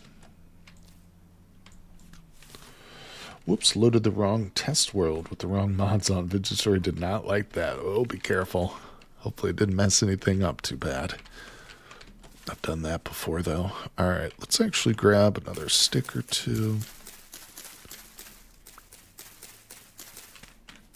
Okay. Well, we got full daylight, so that's good news. Man, every time I see just like I'm seriously still like out of the corner of my eye, in my heart of hearts, hoping that we stumble across our base, but I don't know. It says 5,000 blocks in a random direction, so I mean it's extremely unlikely it would put me close to it. Okay, let's eat. It's no problem. You will only find your base by accident. Yeah, probably. Like in a year from now, as we're just out and about exploring, being like full armor. Well, I guess on the bright side, if we ever do find it, you know, that pit will probably be filled with animals. Our agriculture will be all fully grown. No, probably not, actually. Alright, so some cattails. We're going to get on the move after we fill up on baskets. Like I said, the real goal is to find some bony soil. I want to get as much of that as we can before we settle down.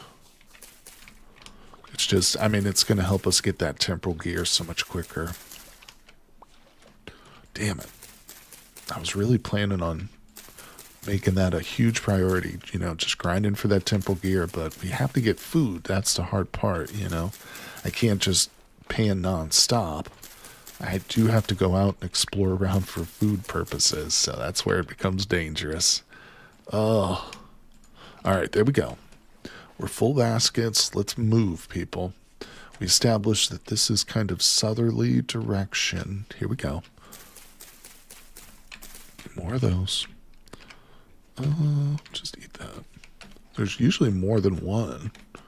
What's up with that? Alright. Oh, yep.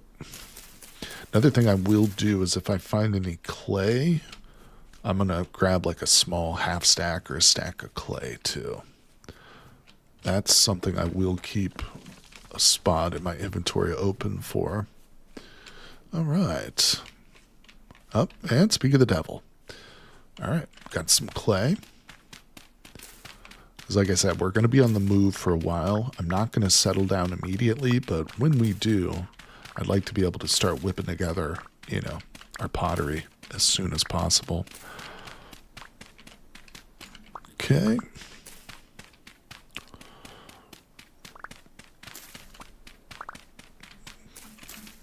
How much are we up to? That's probably a good start. Okay. Let's keep moving. Yep, just always on the lookout for vertical pillars of dirt. Huh. Looks like there's a fire over there or something. Okay.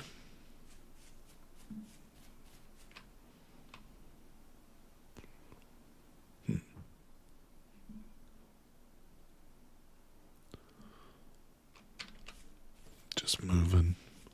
Trying to figure out an ideal direction. Oh, here we go. Big ruins. Big ruins, people. This could be it right here. This is what we need. That's the thing about these ruins. Like, sometimes you can search for days and days, but you only find, like, real small ones. Maybe just one or two pieces of bony soil. But sometimes you find the mother lode. Cracked vessels, bony soil everywhere. I'm hoping. Let's see. Place Tertel in a high hill. I mean, I will once we settle down roots somewhere, but for now, there's no point in doing it because we're not coming back here. Oh, but you know, one thing I do need to do is make some dirt. Or make some packed dirt so we can tower up if needs be. Yep, that's a priority. Yeah, we don't have a base yet. I mean, once we do establish a base, I will definitely start landmarking the area, like we did on our last one. Oh, you had some lag earlier, might have been a bit temporary.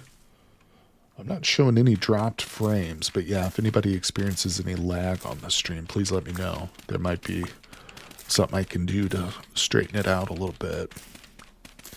Alright. It's probably enough dirt. Good. I just want enough to tower up in case like I get attacked by a bear or wolf or something. All right, let's get these. Look at all these cattails. Man, oh man. What's this? A rusted pipe. Wow. Hey, cracked vessel. All right, here we go. And bony soil. That's what I'm talking about, people. We got rice. Oh, we got so much food now. Okay, let's eat this. Woohoo. Our first bony. Yeah, that's the real prize. Oh, this is huge. That bony is exactly what we need. You know what? If I can get some wood now, we can make that armor. Okay, we got some poultices. I can tell inventory space is going to become a real challenge here shortly. All right, so we can't get in there. Oh, there's bony soil right there. Haha. Glad I did that. Actually, I feel like maybe I should dig up all this sand. Maybe not all of it, but yep, it's hiding more. Hell yeah. Oh, this is it, people. Maybe we can settle down around here. Because like I said, once we get a decent amount of bony soil, my priority shifts. It's going to change from searching to just hunkering down and panning, you know. That's the whole point of getting this bony soil. To get that early temporal gear. All right. Bony soil mother load, I know. And everything else is peat. This is like the most useful ruin I've ever seen. What's going on, Chip Wheatley? It would be cool to settle in the ruins. That's not a bad idea, actually. I've never done that. I know a lot of players enjoy settling in the ruin structures, especially when you've got like the Better Ruins mod going. Yeah. Now, there are some really cool structures in that mod. All right, so there goes my shovel. We've got several more ruins to search, so let's actually search around before I dig up every piece of sand here. But no, to be quite honest, yeah, we might just go ahead and settle down right here. Okay. Let's get that and that. Boom. Looking good. All right, let's check out the rest of this area real quick. Now, this is awesome. Yeah, this little bit. We've got a building already. Oh, hell yeah, I'm going to settle here. Look at this. Look at this. I'm not even going to bother digging this up right now. Oh, yeah, we're settling here, people. Okay, okay. So this is it. This is our new home. Let's see. Now, your idea of placing landmarks is definitely more viable. Oh, yeah, and we've got a really nice big lake here. We can turn all this into agriculture. Look at the fish and the cattails. All right, I'm liking it a lot more. We've got medium fertility here, which is obviously super critical. Let's see. Let's take a quick look around. So I actually think... Oh, there's more over here. I will grab this stuff. His death was calculated. Now, this is probably the best outcome to dying, though, that we could get. You're not wrong. All right, let's not kill ourselves again. I'm super excited now. Oh, look at that. I'm almost tempted to go ahead and wait. I just want to see what this is. Got some cave entrances here. A little bit of food. All right, we've actually got some coal going. Look at this. Oh, if we don't get a temporal gear from these ruins, I'm going to be shocked. But, all right, here we are. This is our new base. Let's do a couple of things. Let's plug some holes. It's not going to be pretty right now, guys, but it's just super functional at this point. Just super functional. All right, and, oh, you know what? I need to set up a panning base, too. I think what we'll do is we'll attach it to this base. So we'll set up our panning shack like right here. Bony soil for days. I know, Dread Knight. It's awesome. This is my whole goal, is to get enough bony soil to get a gear, you know, temporal gear early on. So this is huge, huge, huge, huge. All right, put that down. Yeah, let's go ahead and do similar to what I did in the other base location. We're just going to capture a little bit of this water here for our own selves. Sorry, real nervous. I'm jerking the camera around and stuff. Okay.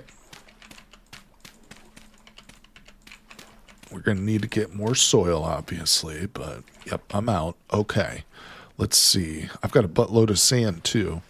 Once we actually get down to panning people, we're going to be in business, but let's do a little bit of floor stacking here because I've got way too much stuff on me. We got to go out there and get a little bit of a loot. All right. Oh, no, that's not going to stack. We'll go ahead and put our bed down. I am going to stack this. I am going to... Oh my God. Holy crap, did you see this? I just noticed one of those vessels dropped cassiterite ore. Holy crap, people. We're going to be up into bronze in no time now. What? This was a calculated restart. Not really, but I mean, it feels like it.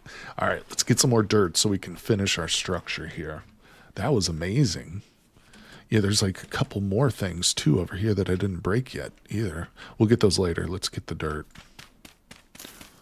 Huge. Oh, boy, it's just getting worse and worse. Oh, what happened, Dawn?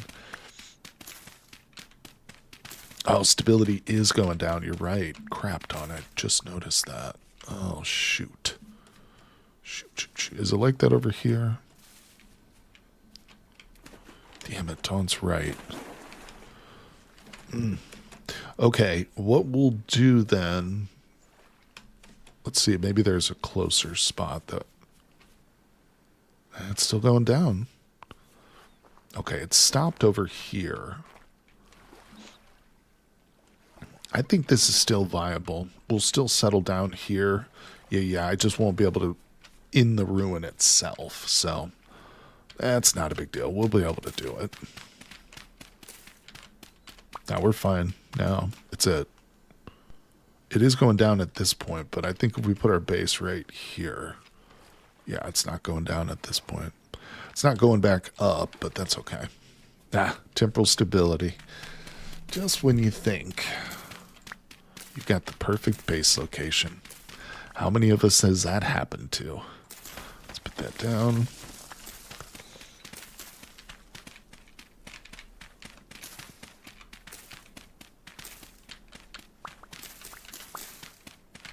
Yeah, I see a few guys noticed the temporal stability before I did, for sure. Wasn't even thinking about it. I was so excited.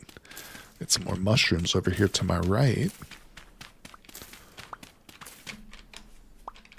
Yeah, look at these. Delicious field mushrooms grown in the sand. Yeah, we need to get a pit kiln going ASAP and get a cooking pot made up because I've got enough raw material, or raw ingredients, I should say. We could definitely cook up some decent meals. Okay, very good, very good. Let's go ahead and get some packed dirt going. It's a good start, probably not enough, but okay. Stability is fine right here. Here's what we're going to do. Not going to get too big with this. Doesn't need to be big. I just want to have enough water to pan with, obviously. Okay, beautiful. Let's actually expand it a little bit. I wouldn't mind having some space to grow here, because we're probably going to set up our pit kilns and stuff inside of our little dirt hut. And obviously this won't be the final base. It's just something temporary. All right, that's a good, decent size.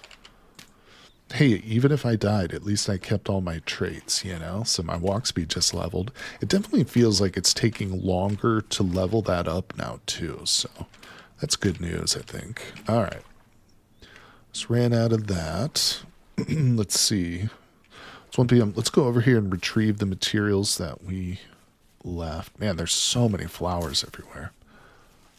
Actually becomes kind of a pain in the butt when there's so many flowers like that. Oh, yeah. This is what I was talking about. a ruined structure like this, man, this is the strategy. Just keep exploring until you find something. Definitely smarter than you expected. What's that, Andy? Wait. Oh, my dog may be a lot smarter than I expected. He wants to go outside. So what does he do? Instead of barking, he brought me my shoes. That is intelligent. He understands. He knows what those shoes are for. All right, so grab this. Relocate. There's our base right over here. Just want to get us somewhere safe for panning, obviously. All right, put that down. Need a safe place to pan. Beautiful. Let's bring this together.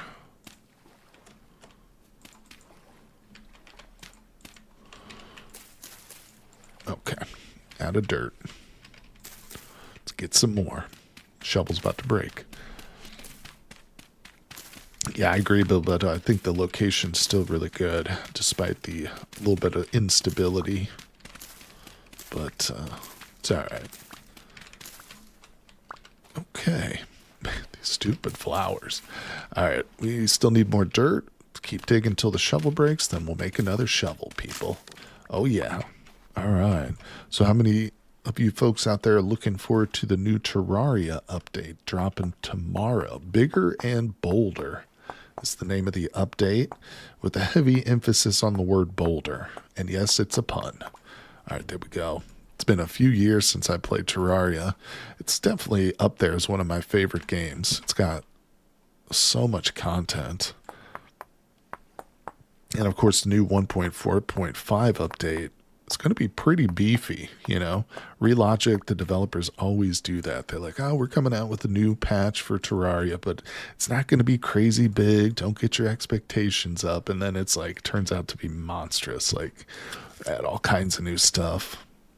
All right, that's probably good. Let's get another shovel real quick, just because I know we'll need it. The update is literally bolder. Yep. They added, I was watching Chippy Gaming's video where he breaks down the trailer, and they show a couple of the new boulders that they've added. There's like a rainbow boulder or something like that. But yeah, it's going to be so much fun. All right. Dirt. Got 18. After we get dirt, we're going to need to start cutting down a whole mess of cattails, but I think we'll get our pit kiln started and then do that.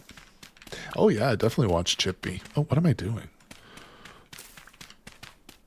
Yeah, he's, I mean, the developers of Terraria have included an item in the game named after Chippy. Chippy's couch, right? Yeah, Chippy's couch. Also watch, who's the other Terraria YouTuber that I watch? Crap. Can't remember him now. I watched a little bit of his video last night. He's not doing YouTube full time anymore, he said. He's got a regular job, but he's still going to put out some Terraria content. All right, there we go. That's a good start.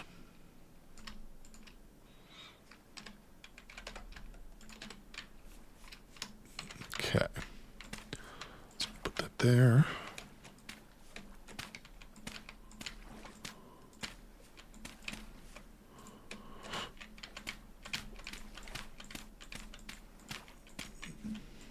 This is our panning nook right here. Made a special little cubby just for panning, people. That's right. It deserves its own special place in this world. All right, we get it. Bing. It's going to be our roof. Might not even bother with the full roof right now, but maybe we will. We got some daylight left. A little bit. All right. Yeah, let's get some more dirt. It's good, too. We got pretty good access to medium fertility. Looks like rainfall in this area is very common, so maybe we'll find some high fertility. I like the look of these hills up here, too. I bet you that there are rams and moose up at the tops of these. I see larch and pine up there, too. So having access to pine this early is nice. Yeah.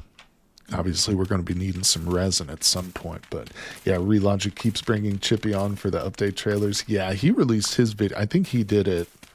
I think he had early access to the trailer because he had his video out literally like 4 minutes after the official launch trailer came out. But yeah, he's a great creator. Let's see. Terraria is one of those games that it is popular enough that there are many creators out there who play nothing but Terraria, you know, and they get a lot of good views. All right, let's put that in. Boom, boom, boom. For me, though, I could never play just one game, you know. I like to keep a variety of games, not just to keep you guys entertained, but for my own sanity, you know. If I'm forced to play the same game month after month, year after year, even a game like Cataclysm, where it's super deep and like I could probably play that game for a long time, but eventually I would get tired of it. Do I need to make a standalone mini-mod that lets you seal Crocs with resin? Oh, that's not a bad idea. Yeah, seal Crocs with resin. Okay, let's see here. Let's go ahead and get a little bit more soil because I don't want this roof unfinished. And actually, I'd like to replace the floors too. That way we don't have to worry about fire spreading to the grass that's growing in there and stuff. What you doing, IJ? Let's see. Chaos? No, it's not Chaos. The other YouTuber I was talking about. Why can't I think of it? All right. That's probably good. Look at these stupid flowers. 12 of them. Just get out of there. Okay. Now the problem is I have not actually made a pan yet. We're going to need some wood for that. Beautiful. All right. Let's get in here. We're going to cut this grass because now I need to make a door. So I'm going to use the hay bales for a door. What's the temporal gear for? The temporal gear allows us to set our spawn point. So I'm currently playing on a wilderness survival world. So if we die, we get randomly respawned 5,000 blocks away from where we died. And of course, in wilderness survival, there's no map either. So I can't go. It would be nearly impossible in the early stages to find your way back to, you know, to our starting point. So essentially having the temporal gear will allow me to start exploring more, have more confidence to just get out there and get some progression going. But I appreciate you coming by the stream. Say hello. All right, good. So we'll set up a pit kiln like right here in the corner. Maybe we'll do one in each corner. Beautiful. So those are going to be our pit kilns. Get rid of the stupid flower. All right, now let me think. Yeah, I think we go ahead and get these pit kilns going. At least a cooking pot and a couple of bowls, but I don't have enough grass for that yet. Also don't have enough sticks. So let's prioritize grass and sticks real quick. We're going to need 20 grass. Damn it, there goes my knife.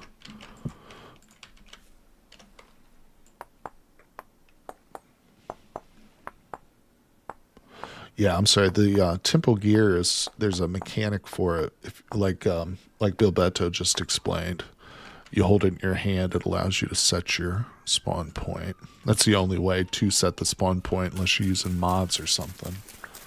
But yeah, once we get a temporal gear, then I can start a bear hunt. That's right, buddy.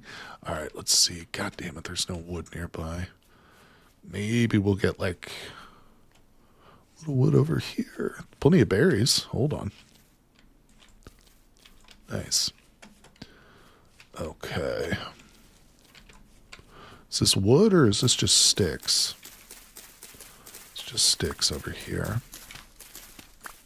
Remember, I do need one piece. Here we go. One piece of wood for the pan. All right. So there's our panning wood. Or yeah, that's our wood for the pan. Let's grab that. We got some more mushrooms over here. I'm going to leave a little tower. Remind us the mushrooms are there. No, in Wilderness Survival 3, you get 3 respawns for each temporal gear by default. In the difficulty I'm playing, I'm not sure off the top of my head what the default is for that, like in the other worlds, but in this world we have 3 uses. All right, did I get enough sticks? I hope so. Now we do need peat. Oh, I'm full. Hold on. Yeah, we'll need a little peat. Since I don't have much wood, we're going to need peat to set on top of our pit kilns. Here we go. And wait, where was the peat at? It wasn't in there. It's over here.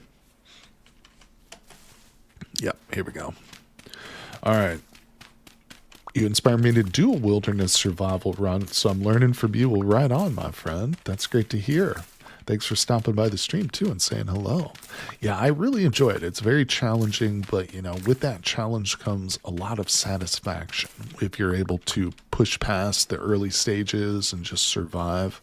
So it is a lot of fun, but it's not easy, no doubt about it. And it can be frustrating. I mean, I just died a few minutes ago, and it was very frustrating to have that happen. But, all right, so what happened to my torch? Oh, did I leave that torch behind? Oh my God, I think I did, like an idiot. Well, we'll just have to make another one.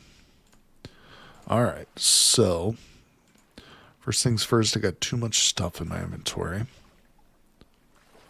Let's go ahead and place in place. We'll start one of them. Well, that was super quick. All right, grab it. Start the other one. Okay. Now, let's do a little bit of floor stacking. Get some crap out of my inventory here real quick. Put that outside. We're going to start a farm in a couple of days here. Let's get that. Put a door on our place. There we go. Now, are the pit kilns, actually, are they too close to the door? Are they going to set fire to that door? They might. Let's move them.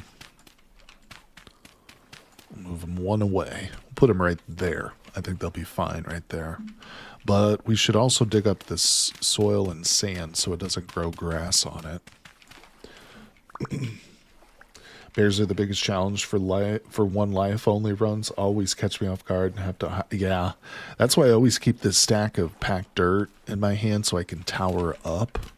You know, if something comes at me, it's challenging though. You got to get your reflexes down and stuff. But that's right. Drop a like for the algorithm. Heck yeah, buddy. Appreciate you guys all coming by the stream today. Let's see. And if you're interested, my streaming schedule for this week is pinned in chat. So check that out. And I keep that updated every week too. So you know what days and what times I'll be streaming. All right. There's that. Now, we brought that clay with us, very importantly. Let's get this whipped up. I want a single cooking pot.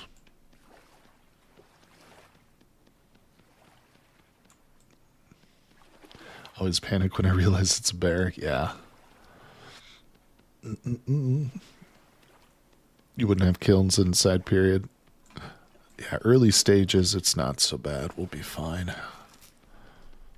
But you're right, it is dangerous. It's a danger. Whoops.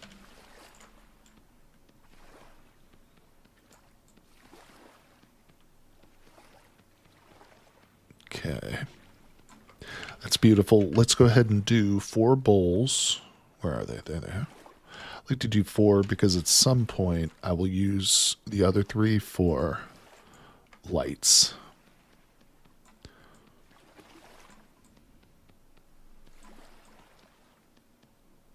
Okay, a little bit messy. Yeah, I'm loving these different colors on the outlines too. The grid color, that was such a good change. All right.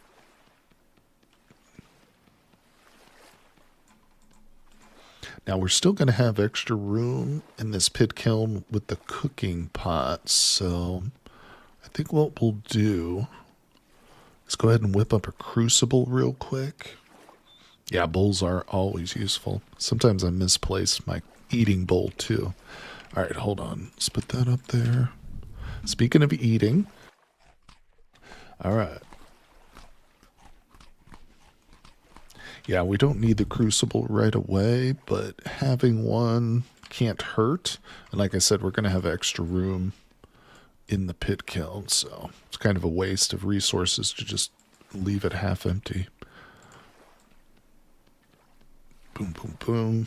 But we do want to rush and get this cooking pot in the ground as soon as possible. I don't want to be forced to eat like raw grain and stuff. All right. Boom, there's that. Let's do one more, and then we'll start. We're going to do a single crock pot. Obviously, I'll need a bunch more of these, but to start with, just one is enough, typically. Boom. Okay.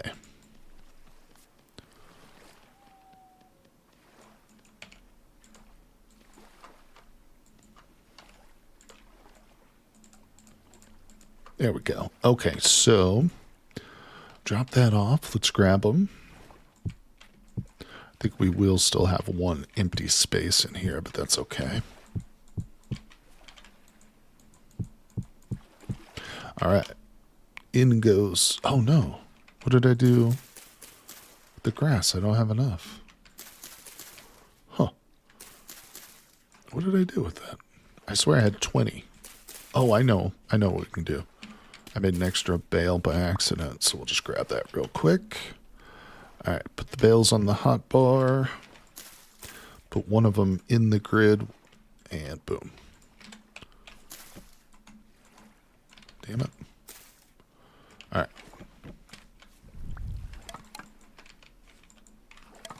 Good. There we go. Exactly the right amount of sticks, too. So... I think we're safe to put our fire right... Actually, let's put the fire in the corner.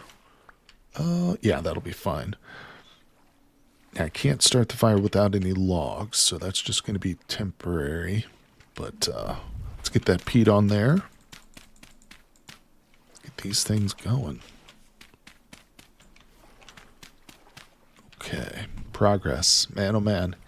Yeah, it's tough starting all over again, but at least we're doing it. We're getting back on our feet again, people. Boom. Now, I do have exactly one piece of wood, plus the knife makes a pan. The pan makes everything work. All right, actually, I am pretty full of my inventory here, so I don't know. Let's just put that on the wall. Drop right on in. Okay, let's eat our berries. We're about to start panning, people. Let's get serious. I think I'm going to take this medium fertility soil. Go ahead and convert that into packed earth real quick. All right. Fill that up. Let's grab this and this. That goes up there. All right, boom. We're ready, people. I'm going to open the inventory so we can see what we're working with. Yeah, once we get that cooking pot done, man, we're going to be into making some porridge, no doubt about it. All right, here we go. Let's pray for temple gear on our first block. Maybe not, but we'll see, we'll see. Something interesting I learned recently, the fire pit doesn't rotate. No matter how you place it, it always faces the same way. Oh, that's interesting. Yeah, this game's got a lot of little quirks and stuff about it, but I'm also really excited for the new update for this game, too. I don't know exactly what it's going to entail, but I always hear rumors about hippos and alligators being added. So far, they haven't been, but maybe this will be the update where we get to see those. I remember it was mentioned last update that we might get them, but also water wheels, rivers are suspected, but nothing's confirmed quite yet. All right. just after midnight. Not too bad, not too bad. Yeah, the fire pit never rotates. There's only one shape file for it. No variants, just like no matter what fuel you put it in, it always shows firewood. That's something I've noticed before, yeah. It would be weird to have, like, peat sticking out, but... Alright, well, I guess the good news is if we don't get our gear from this bony soil, there's still more bony soil nearby, so we can get more. Okay. Honestly, it's going to be kind of annoying doing this without a basket to put some of this away, but we should be able to floor stacks. I can't believe I got all this tin. It doesn't seem like a lot, 12 pieces, but to be honest, the ratio of tin to copper when you're making tin bronze is very small. So this will actually probably make 4 different bronze tools, maybe even more. Yeah, I'm impressed with that. Happy. Oh, that's why those, I'm telling you, the ruins, that's the way to go. It's almost a little too overpowered. I mean, you know, you can actually get metal weapons out of those things, too. Yeah, that was a good find. I mean, we're going to be able to leapfrog right into the Bronze Age now, as long as I don't die. That's given. But, and from there, who knows? Iron? Hey, what's up, Dariath? How's it going, buddy? I know that I've gotten into the Metal Age and made copper in wilderness survival playthroughs before, but I can't really remember if I've ever gotten up to the iron or even bronze. I don't think I've ever gotten to iron in a wilderness survival world, but maybe this is the one. How you doing, Dariath? It's good of you to drop by, buddy. Let's see here, just doing a little vintage story stream. Steal by the next one. Alright, so now we're full. Let's actually take a quick moment to do some floor stacking. I think the bones will burn. Those will burn, so let's put those far away. These can be floor stacked. This can be floor stacked too, but I don't know. I guess we can just, yeah, we can do all of it.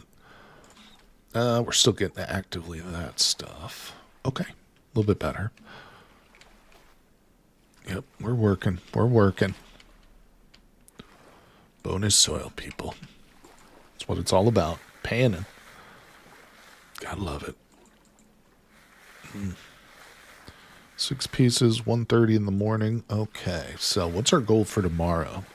I think we should get out there and cut enough cattails to make a basket or 2.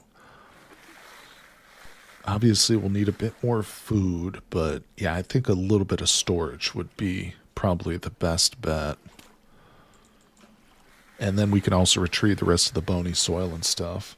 Also, the Avatar game is surprisingly good. I wish it was more survival and less RPG, but it's really good. Really, I saw that on Steam. It's funny, too, because, like, when I see, like, movie-based games, I kind of just immediately disregard them, just because there's been so many poor showings in that kind of a genre, you know, but the game is going good, Dariath. Going pretty good, my friend. Yeah, I started off the stream with a little bit of a shoulder ache, like I had a bad neck ache that moved into my shoulder, but honestly, it's, like, totally gone now. I feel like I took some Tylenol. Just hanging out with you guys, though. I think a lot of it was stress related, so sometimes just getting on and streaming, chatting with you guys, it's very relaxing. But I hope you guys are all doing well. 2 avatars, 2 games, both good. Where there's 3 avatars, right? Yeah, they just came out with the 3rd movie. Both Avatar Media have more than 2 games. You go and cut those cattails. What do the cats need those tails for? That's right, Saturn. Silly cats. They don't need tails or ears. Okay, we just got a peridotite, or periodot. So anything else is going to fall to the floor, which I don't like that. I definitely need some storage now. I do love the floor stacking that they've added, though. It's so great. Still can't floor stack grass or dried grass, though. It just turns into like the start of a... Oh, damn it. I just sifted some sand. That's all right. We're going to replace all this with regular packed dirt at some point. Oh, that was annoying, though. All right. Boom. Boom. How's food doing? Well, we'll be okay once our cooking pot is ready. All right, people. Let's do this. Wilderness survival. It's the only way to play. Now, I do enjoy a good Homo sapiens run, but, you know, which in a lot of ways is very similar to wilderness survival. There's some big differences, but I always say that you definitely need to get some good mods installed in a Homo sapiens run. Otherwise, the world can be a little bit boring. It's not much to do once you get up to a certain point. All right, so I'm full again. That's the thing. Yeah, when we got a full inventory, I could get a temporal gear and not even realize it because it falls to the ground. And God forbid I, like, let it despawn or something. All right. Oh, man, so much stuff. Let's actually stack that right there, too, I guess. Stupid divot in the ground right there. Oh, so careless.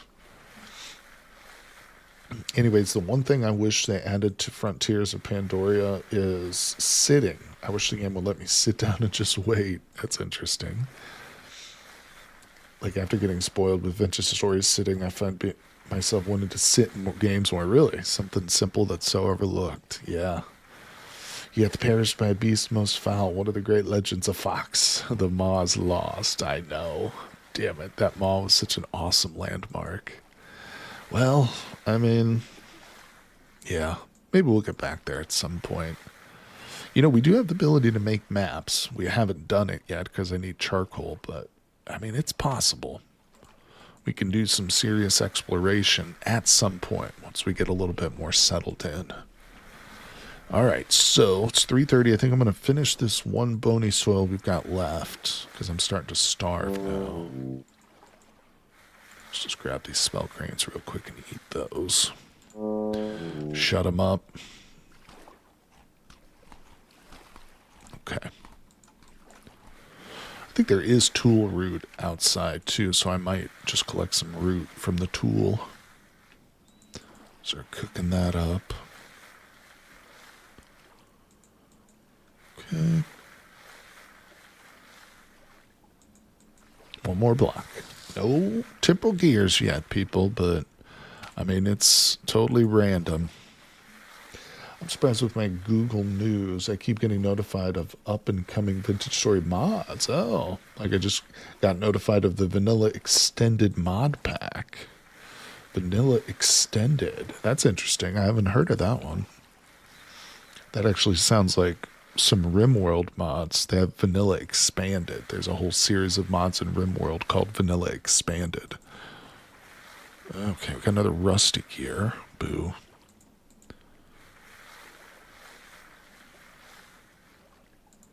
One more chance for the gear. Oh, okay. No rusty gear, or I'm sorry, no temporal gear on that panning session, but we're not giving up. We're just putting a hold on things for the moment. All right. I don't want to carry all this around with me, but again, we don't have a lot of storage, so we're going to have to. Oh, you back from hell? What's up, VV? Welcome, my friend. Vanilla Expanded mods, can't play RimWorld without them. Yeah, there's quite a few of those that I really do like. All right, let's see here. We are going to need a bit of food, like, right away, but let's see if we can get some tool roots. See a lot of cattails. Actually, I'm not seeing any tool. Dang it. Okay. Just search around for something to eat real quick. Need to put a tower on my house, a dirt tower, so I don't get lost. I think we'll be okay, though.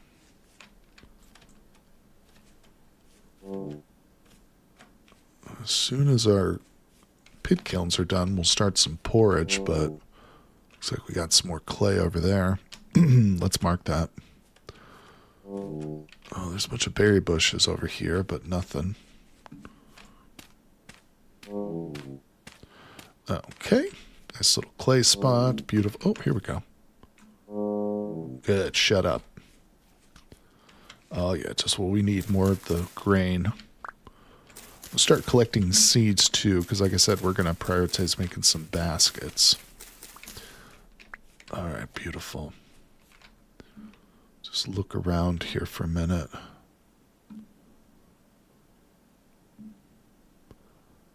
Yeah, we got big old, I mean, that's a lot of clay right there. That's probably all the clay we're going to need. Yep, not bad. Pretty good little area. I'm seeing some wildlife. Oh, we got our mushrooms over here. Let's go ahead and grab these. These will go good with our porridge. Low animal, low food. Damn, you chose a bad spot, kind of. Now we're in a good spot. You missed the ruins that we came across, VV. The reason I settled here was because of those ruins right over there. There's a really extensive set of them. And I don't know, we just got like 12 pieces of bony soil. So this place was actually a gold mine for bony, which was my goal, was to focus on getting that temporal gear. We're still going to get it. Not giving up. Yeah, we're basically just going to pan every single night. Don't actually need to use my knife, do I? Okay, beautiful. Is there a dungeon? No, no dungeon. One berry bush close to base ready. Hopefully. Let's see, sturdier walls at higher material costs, plus there's one thing that lets colonists shoot out of it. Oh, the embrasures? Is that what you mean? Yeah, the mushrooms have been saving us. All right, let's get over here, check our pit kilns. Okay, so many flowers.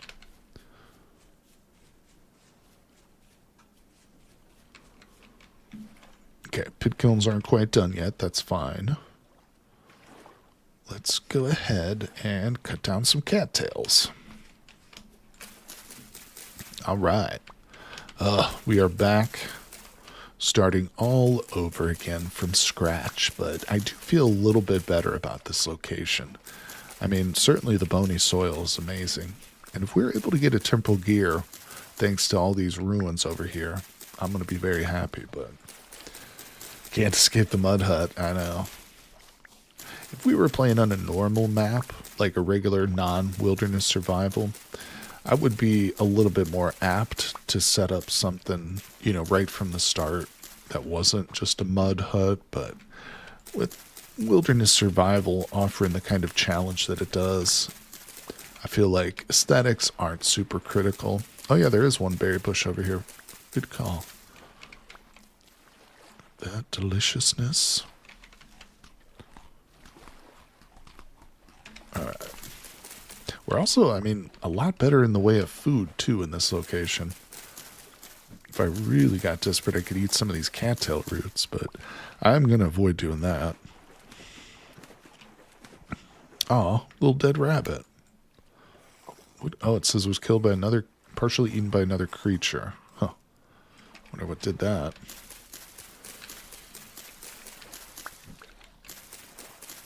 Very nice. All right, what are we up to here? We got one. Let's go for another. No, it didn't say large. Probably just a fox, huh? Yeah, I think you guys are right. Oh, another good thing about this lake, there's plenty of fish in it, too, if we get desperate. Partially eaten by a fox. The fox is what killed me earlier. I'm so pissed about that. That was a stupid death. Getting killed by a fox. Of course it happens. Yeah, the wilderness survival buffs animal damage and drifter damage too. Okay, do we got enough for another one? No, I think we need 30, don't we?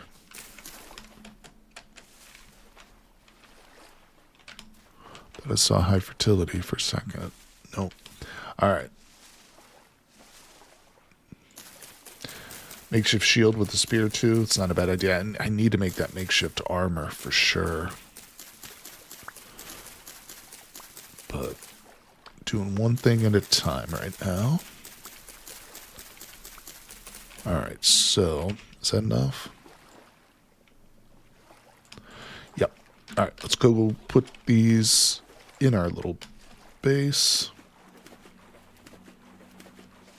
Probably need to get our agriculture started too, but that's not the immediate priority for me.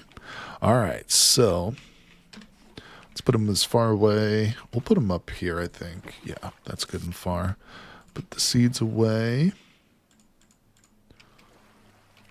Okay. Put the sand away. Put that away.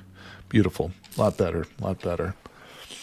Captain Disconnect. So I'm kind of new to the game. I'm wondering what this so-called temporal instability is and where the gear above the hotbar decreases. Yeah, so temporal instability, as you mentioned, is tied to this gear right here. Now, this is something you can turn off in world generation, so if you don't like this, you can turn it off. But if we look, for instance, if I come over here, see how the gear is starting to spin? Like this, and it's counting down. So it'll go from 99% all the way down to 0, and eventually this will empty out. When that happens, your character goes into what they call the world of rust. And I don't want to spoil too much what that is, but essentially you constantly lose health in the world of rust. So it's almost like a death sentence to enter the world of rust if you're too low on temporal stability. But you can get it back up just by leaving an area like that and waiting for it to recharge and stuff, essentially. Also, temporal stability is tied to temporal storms as well, which can cause drifters to spawn in like large quantities and stuff. Alright, it feels like these damn pit cones are taking forever. But let's come on over here. We'll recover the rest of our bony soil and stuff. Yeah, temporal stability is one of the features of Vintage Stories. Some people hate it. Like, I've made some shorts about it, like, you know, to pay attention to it for new players. And some people say that they absolutely hate it, that they just turn it off. In fact, my very first playthrough, I ended up turning it off. After, like, realizing what it was. I didn't know, you know, the mechanics around it at first. And hopefully at some point it'll become, like, more, I don't know, more detailed, in other words. Like, I always feel like there should be ways to, like, close portals down and stuff. I don't know, but it is just one of the fundamental mechanics here in Vintage Story. Temporal stability.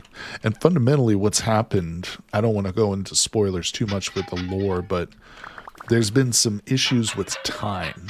Some of the characters in the lore of the Vintage Story world did some things with time which caused it to essentially shatter in a way.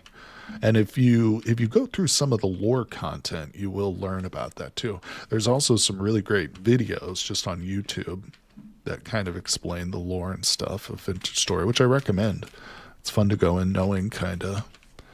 There technically already is a Rift Ward, right? It's just really hard to make. Yeah, no, you're 100% right. I kind of think there should be a Rift Ward, but that's more like early game, essentially. Now, I'm not going to go down in there yet. There is a subterranean level to these ruins, and there's something down there, but we don't have a pickaxe yet, so it might be tricky to get out of there. Okay.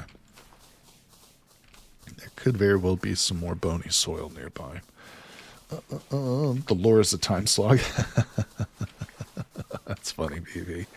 Too crunchy for my taste. The bony soil is. Stick with the sand. It's a little bit more gritty, less crunchy. All right, so I think we might have got all the bony soil from this set of ruins. Let's see, what's our priority next? Let me just double check here. Is our crockpots done? I need to cook. Oh, I got 10 more twines out of that. Oh, nice. That's actually pretty good. Yeah, damn, these pit kilns are taking forever. Wait, I don't need to floor stack that anymore. that away. Boom. All right. Now, that goes away. Got a second knife. Let's put that away. Let's get some more dirt. I feel like we're getting low on dirt here. Like I mentioned, we're going to definitely want some agriculture. Aquavita does. Wait. The only reason you make alcohol is, preserve fruit nutrition. Alcohol has a use in band-aids. Yeah, Aquavita does. Sand True Grit. You know, one of the best parts about the mod X skills, if anybody's familiar with the X skills, I know Andy is, and there's a few other folks, but X skills actually gives alcohol a purpose in the game. So I don't have X skills installed right now, otherwise I would show you, but as you accumulate skills, you might at some point want to like get rid of a skill. Maybe you don't like the skill anymore. It didn't turn out to be as useful as you thought it would be. So you want to get rid of it. The only way to get rid of skills in X skills is to forget them. Literally like forget them. And the best way to forget is to get drunk. And when you drink alcohol using X skills, you get unlearn points. That's right. Yep. And the unlearn points, it's essentially the opposite of like a point that you would put towards learning a skill. It just costs so many. Oh, I don't have any more sticks. Yeah, it just costs so many unlearn points to actually get rid of a skill. But it's a phenomenal system. It makes sense. It's funny, you know, and it gives like a use for an object, alcohol, which is shockingly, the variety of alcohols in this game are amazing. Like just the sheer different amounts and types of alcohol you can make is really crazy. And so it just seems like such a great idea to include alcohol, you know, as a functional part of your mod, if possible. It's one of the best things about X skills. All right, let's put that down. So yeah, there's another mod that does offer buffs for drinking alcohol. I think I've seen that too. All right, what were we doing? Let's get some wood, because I keep talking about making that armor, but I can't do it without firewood. Gotta love alcohol stupidity. Blackouts. Hydrate or dihydrate makes juice as an alcohol very useful. That's true, Dawn, actually, yeah. Hydrate or dihydrate adds the hydration bar, so you have to drink as part of the survival mechanics. Yeah, and alcohol and juice is good for that. That's true, too. Captain Disconnect. So is there some sort of special loot in the Rust world, or is it just a place you really don't want to go to? It's the second. It's just a place you really don't want to go to. And if you look... Here, I'll show you. See this rift right here, buddy? So this rift is essentially a portal, you could think, to the Rust world. Now watch how quickly my gear starts to spin. I don't want to do this for too long because it can spawn enemies. But what's up, Dom? Hello, my friend. Welcome. But when we step into it, you can start to kind of see the Rust world a little bit. And see how quick that gear started to spin? It was just like tanking. So these portals are linked to the Rust world, and if you stare in them long enough, you'll start to see like glimpses of it.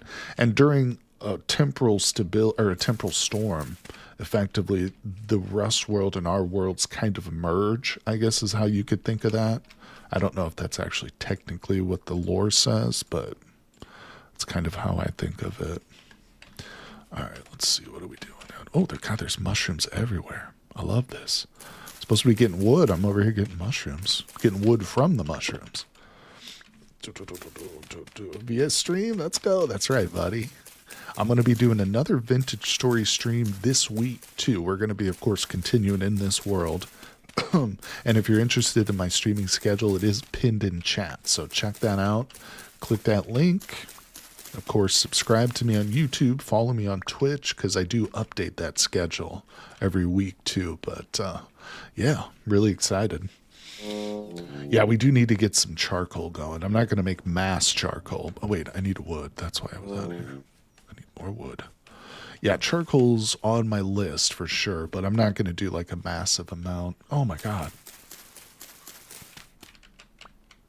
All right, you know what? We marked these, so I'm just going to leave those for now. There's too many mushrooms over here. I'm going to spend all day cutting mushrooms down. Hey, look, there's the orange lupine flowers. That's Nitro's favorite color. This one's for you, Nitro. All right, let's grab a bit more wood. You love the field mushy there, nice. This is a new world. Yeah, we did one previous stream. So the last stream was the very start of it.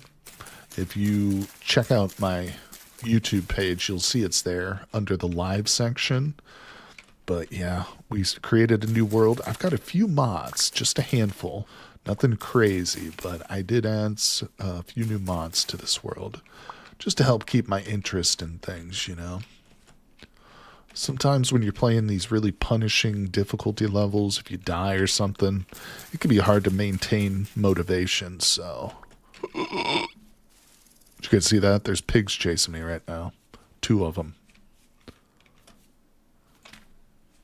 Oh, bro, I'm jumping on ferns.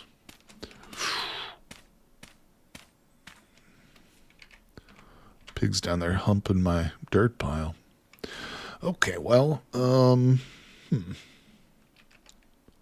another one coming. There's their little babies. I love the little baby piglets. They're so cute. Okay, the adults aren't so cute, but man, oh man. All right, there's a bunch of flax here too. Yeah, I want to get now. I think we're relatively safe. Stupid pigs will murder me. Oh, I don't know. They're still over here. Let's move. Let's go back home real quick. Check on our pit kilns. Excuse me. Squeaky little pork chops. They're so cute when they're babies and so annoying when they get old and fat. All right, pit kiln's still going. And what are we doing? Let's put some stuff away here. All right, away you go. I don't know what I'm trying to keep things organized for right now. That can go. Just put those away. All right, let's get a little bit more dirt. Keep that. Is that really all the wood that I brought back? Are you kidding me? I actually might be enough. Hold on. No, it's not going to be enough. I need 9, 2, 4, 6, 8, 10, 12, 14. Okay. I'm trying to make that improvised armor crap. I don't know if it's really going to do too much for me, but can't hurt.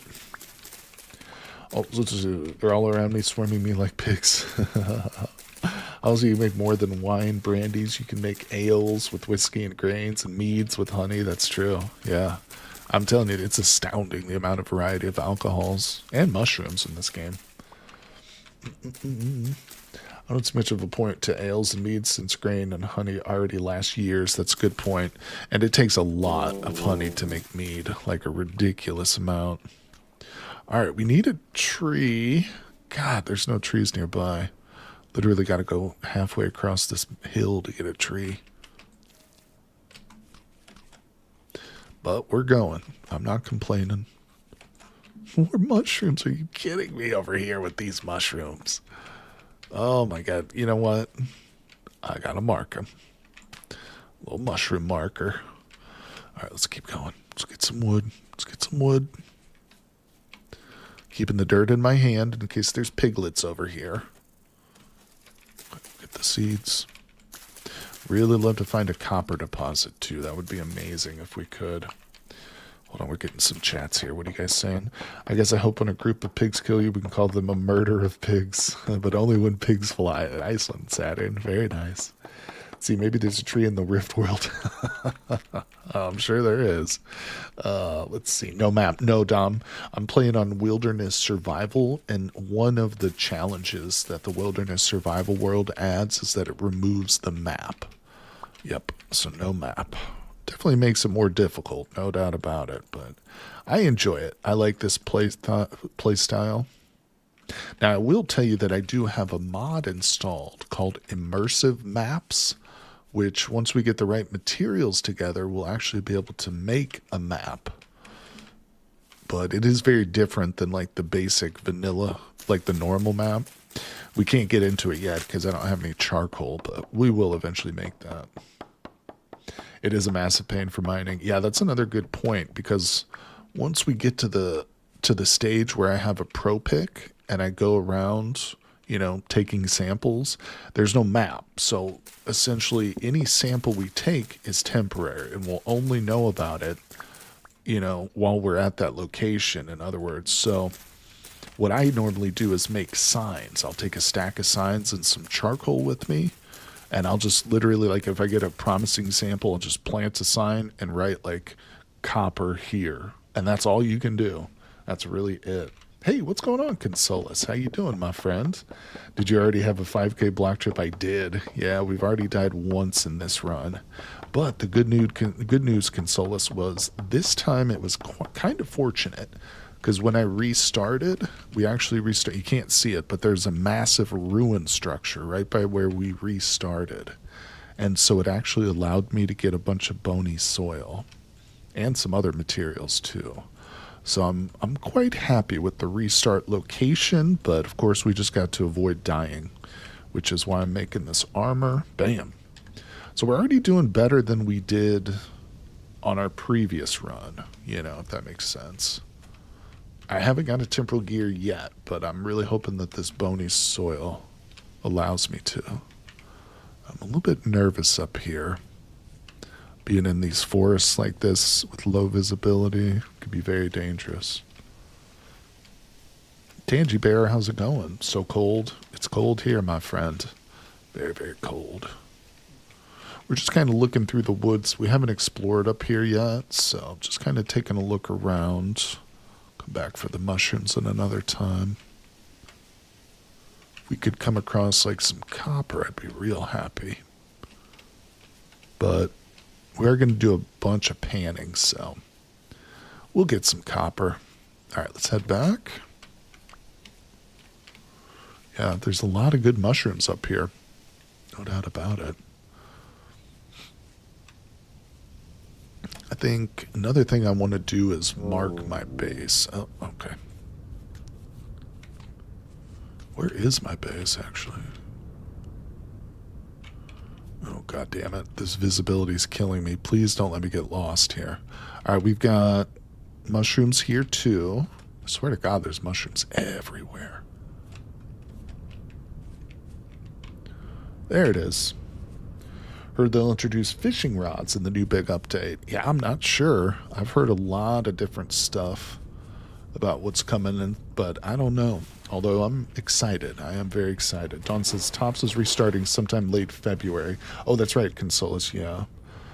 When the next major patch comes out. Yeah, that's as much as we know currently. They haven't given any exact dates yet, but roughly about the end of February. And Dawn's right. They have scheduled it to coincide with the next big update, essentially.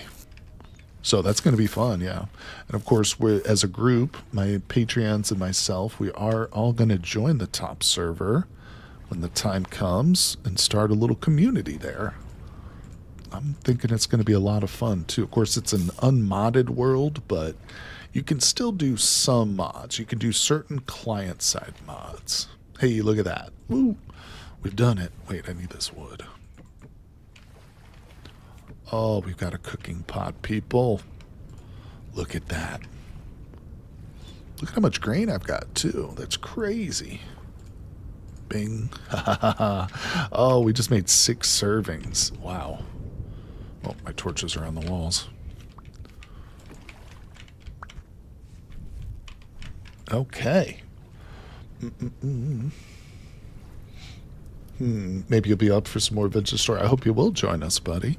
Yeah, of course it's open. The server itself is open to the public. You know, it is a public server, but to get access to the Discord and group up with myself and my friends, of course that's a benefit of the Patreons. All right, let's put these away. One of them we'll keep. All right, that's going. I almost feel like I want another basket now just for food. All right, well, let's grab that. I've got a lot of food on me. All right. What time is it? It's 5 p.m. Got a little bit of daylight left. I can't really venture too far until this food is done. I'm just going to eat this one piece of grain here. I'm worried I'm too neurotic to work with other people. I understand that. Yeah, there's not going to be any like building restrictions or anything like that necessarily. We're just joining as a group, you know, and having fun. We're going to set up in one general area together, and there'll probably be some collaborative projects, no doubt about it, but plan on like claiming just a large area of land somewhere once we decide where we're going to settle down. We'll just build a town. So we got to figure out a name for it too. You like your base very feng shui with the pile of bones. I love it. You know it, buddy. Those bones, they give me good voodoo. Good hoodoo. Okay. Get all the cattails here. Problem with the server in Vigitory, in my opinion, that you have much less time till winter. But okay, you can also skip winter by not playing. Yeah, I don't know what they have their days set to, but when I obviously did my multiplayer server, we set it to 30 days per month so that people could enjoy nice long growing seasons. But it always does kind of feel that way. Whenever I used to get on the server, it always felt like it was winter and nighttime. Every time I logged in, it was dark and it was cold. But what's the biggest backpack you can craft? That would be the reinforced backpack. And if we look real quick, backpack. Now there are mods, but there it is. It's called sturdy, not reinforced. The sturdy leather backpack. This is actually pretty tough to make. Sturdy leather requires some fairly difficult resources. You got to have chromium, amongst other things. So really the best backpack, well, the backpack you'll be using the most is probably the leather until you get to that final one. But yeah. Oh, finally. Okay, food's done. Yeah, the sturdy leather is a great upgrade, but like I said, can take some fairly rare resources to make it. Leather itself, yeah. Once you get up to the leather stage, you'll be making like leather backpacks. That'll probably be the backpacks you have for most of the game, just depending on how long it takes you to get up there. Yeah, leather by itself can be a challenge, especially if you can't find any borax or limestone. Then you're just screwed, you know. But all right, here's something we're gonna do. I'm going to place a couple landmarks. One of them, obviously, right on top of our base. I don't want it to be too tall, so I don't want to die. All right. Landmark there. Let's see. What time is it? Oh, there's a couple cattails in the water.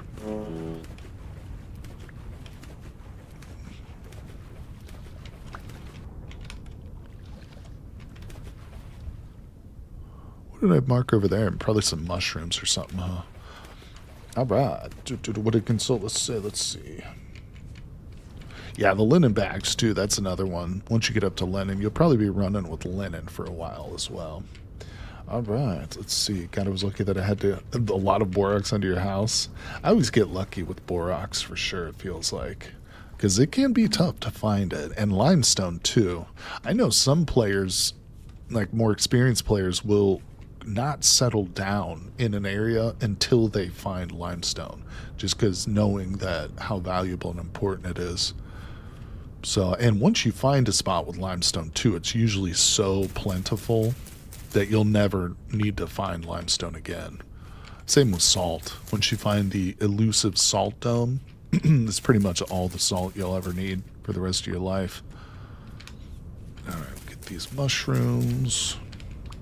End up with 3 to 4 linen sacks before you even plant roots somewhere. That's another thing people will do, is just go around collecting enough flax to make the linen bags before they settle down, obviously. All right, there's that. Look at these mushrooms. I'm not going to get all of them. It's just funny to me how many there are. This is a good spot, I'm not going to lie. I'm pretty happy with this location. Just look around a little bit more. More mushrooms. Really hoping to find some copper. That would just make my whole day. HD, your group wants to settle in a warmer biome. That's right, depending on where we spawn. Well, we're going to spawn. Yeah, no. I mean, everybody's going to spawn at the same place. And on the top server, spawn is going to be a very developed location. I don't think it'll be on day one, but obviously there's going to be people working right at spawn. So yeah, we're going to travel to the south. Pretty good distance until we get to the warmer climates. And that's probably where we're going to be settling down for sure. My temporal stability goes down around this area. Yeah, it's not the best spot. Oh shit, we got a chicken on us. Watch it, boys. Oh, there's a dead chicken right there. Yeah, that's right. Get away from me.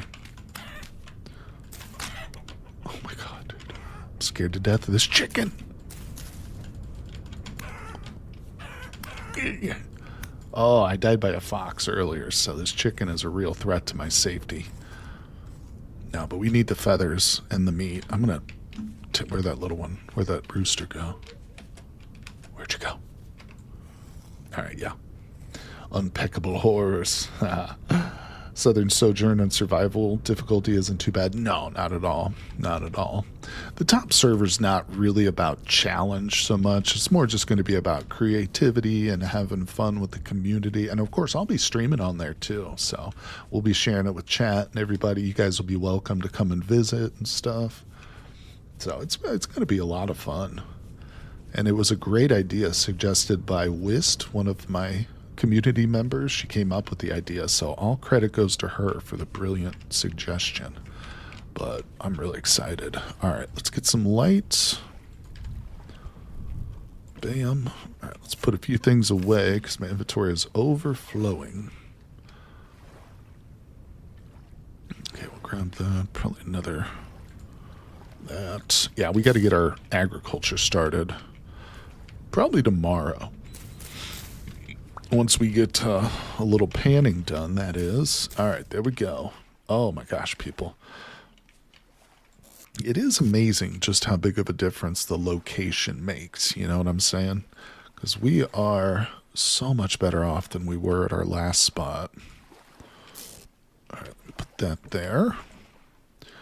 Now, I'm going to start putting food in this one just to get it out of my inventory.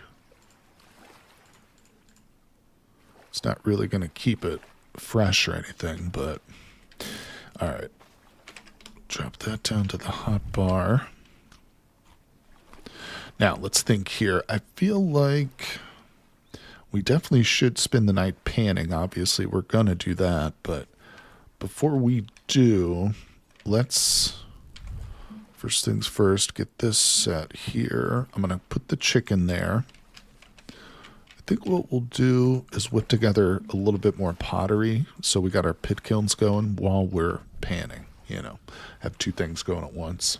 Settling down south next to a tall mountain is best you get all the temperature crops. Yeah, that was what was suggested actually, was a mountain on the ocean front for a nice view, but also for access to all the different temperature variants essentially. Now I am missing grass. I just realized I need 6 more pieces of grass. We're going to do 2 pit kilns. What are we looking at? Oh, temporal ripped activity is at calm right now, so we should be okay. Probably leave my door open, but I'm not going to. All right, in we go. At some point, I'm going to clear all these flowers out of here. Now, let's grab the clay. Beautiful. All right, I think for these, we'll just do a couple of real quick molds just to get ahead of the game. So I'll do my pickaxe mold, and we'll go ahead and knock out the hammer mold. Obviously, we're nowhere near copper yet, but maybe we will be soon. And like I say, once we get these going, we'll be well ahead of the game. All right, sounds great. Even better if it has some of the ice that does not melt. Yeah, nice big mountain. I mean, it can literally spawn polar bears if you go high enough. Even in, I've seen polar bears in the tropics, just at the top of mountains. Yeah, it's all about temperature, not necessarily biome. Something I wondered, is it possible to force bee spawns by placing flowers by a tree? Oh, that's a good question. I don't know how beehives actually function, if that's something that is like spawned into the world right at the time of world generation, you know, and then doesn't change, or if they do develop over time. It's a really good question. I'm not sure about. Never thought about that. If I had to guess, I would probably say that they're just generated once the world is generated, and then that's it. Like, they don't necessarily develop over time. But that is a cool idea. Oh, get in there. Boom. But yeah, I don't know anything about the code necessarily. I couldn't tell you. Bees are generated when you load new chunks. There you go.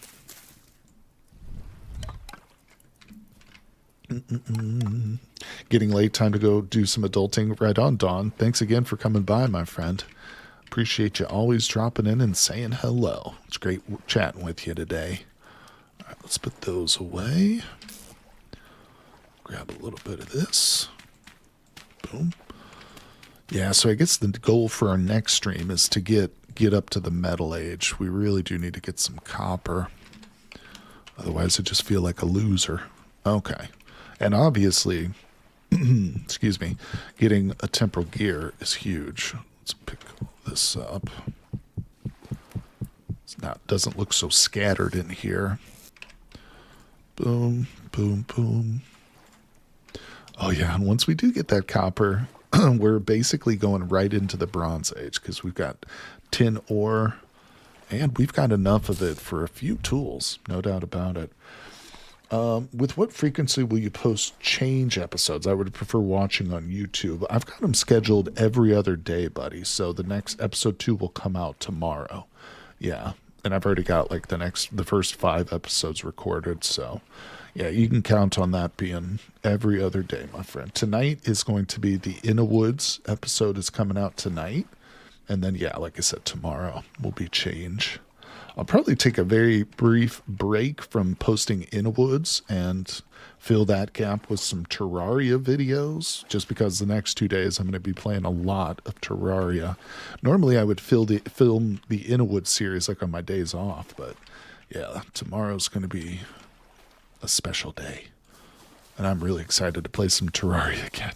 It's been too long. All right, let's get this laid down. I'm going to change out this flooring here. It's annoying. It's not critical, but it does annoy me to see that stupid gap there. All right, looking good. Oh, I guess I should probably light these. Okay, lit. Yeah, I love the mod that adds the extra info on the tooltips. See at the top, it tells me how much time is left on that. Ah, it's such a great mod. It's one of the client-side mods, too, that's actually allowed on the top server. Okay, so those are going. Where's my pan? And we do have more sand, but right now we're just going to focus on this bony soil. Let's do it, people. You will dearly miss the stone cutting mod. I know. The quarry mod, yeah, that's rough. It's going to be very... You know what that just means, though, is that, like, if you're able to build a large structure with stone, it's going to be a pretty good flex, you know, because the vanilla method of collecting stone is a pain in the booty. Extra mod info is great. Wish it did cooking time, too. Oh, it doesn't. Oh, no, that's unfortunate. Bony soil, soily bone. Yeah, we're desperately hoping to get a temporal gear, but, well, there's a regular gear. No guarantee. No guarantee. Oh, there's a book. I got a lore book. Use that basically as decoration. Chunk of silver. Well, we're seeing some interesting drops, at least. Yeah, appreciate you guys coming by, hanging out today for the stream. Hope you guys are staying warm. Here in the States, we're undergoing a pretty bad winter storm in certain parts of the country, but so far I haven't lost any power. And the internet seems to be holding up good, so that's all I care about, you know. Everybody's outside scraping up their snow. I don't envy that. Let's see. There we go. Yeah, sometimes I miss not driving because I don't own a vehicle, just to save money basically. But when I think about like traveling in the winter time, in the snow and ice, I don't miss it at all. You know, driving is great. It gives you a lot of freedom, mobility, but honestly, in my opinion, the drawbacks are greater. They outweigh the positives. Maybe not for everybody. You know, everybody's very different. And a lot of people just love to drive for the sake of driving. My older sister used to do that when we were back in high school. She would just go driving, you know, just to explore, look at like houses, new neighborhoods she'd never been in and stuff. Let's see, it's getting warmer here. Wish it was a bit colder for longer due to more ice fishing. Where are you at, my friend? Are you in Poland? Let's see. I love quarrying stone the vanilla way. I may find a function on the server. Oh, damn it. There you go, Saturn. Gotta stay useful. You were? I could kind of tell that by your name. All right, let's put this away. I think Poland is... It goes United States, Canada, the UK, Germany, and Poland is my 5th highest viewer count location, other than United States and the other ones I just mentioned. But yeah, buddy. Hello, hello. All right, put that away. I've got the bones already sitting out. All right, we go back. I just don't want to have full inventory while we're doing this. Does your sister still like driving now, or she hates it? I don't know if she still does like her little just drives and stuff. I doubt it because she's got kids and stuff now, so she probably hates it. I live 3 miles from the closest grocery store. I'd be dead without a car. I understand. Yeah, I don't actually do shopping at the grocery store like on foot. I get delivery from Walmart. I do the Walmart delivery, but there is a grocery store close by. I could do the shopping. It's just I don't want to carry like 15 bags a half a mile or whatever. Okay, let's see. Yeah, the Walmart Plus thing isn't actually that bad. You get free delivery, and you actually get a free Paramount Plus account, which, to be honest, Paramount's not the greatest streaming service, but the good thing about it is they have all the Star Treks, all the movies, all the old Star Treks. I don't give a shit about the new Star Treks, I'll tell you that much, but I do love the old Star Treks. I'm a big fan. Not the original series. My favorite series are TNG, Voyager, Deep Space Nine. I even liked Enterprise quite a bit, but the original series I never really got into. You like doing that too? You own 3 old cars, repaired them over the past few years. Yeah, I've got a friend who is actually a car salesman. He sells cars for Toyota, and he's a big car guy. He loves cars and vehicles and stuff. A lot of people are like that. You know, there's a big car culture in the United States. It's not uncommon, in my area at least, to like driving through towns. You go by like the VA, you know, you'll see just like a bunch of cars, old timey cars parked out, all their hoods popped, and just a bunch of people standing around talking about cars, you know. It's quite not like an official car show or anything, just like a parking lot that they all meet in on the weekends. Enterprise was enjoyable. The last Star Trek series you enjoyed? I liked it. It got panned a lot, and it had its flaws. Every Star Trek has its flaws, though. Go watch Next Generation, the first season. Oh my God, so bad. But overall, Enterprise was good. I like Scott Bakula. I thought the story was going in interesting places. But yeah, Enterprise was good. And as I mentioned, I'm a huge fan of the Next Generation. I credit TNG, Captain Picard, Lieutenant Riker, Worf, Data. I give that show credit for helping to form a good portion of like my moral compass. You know what I'm saying?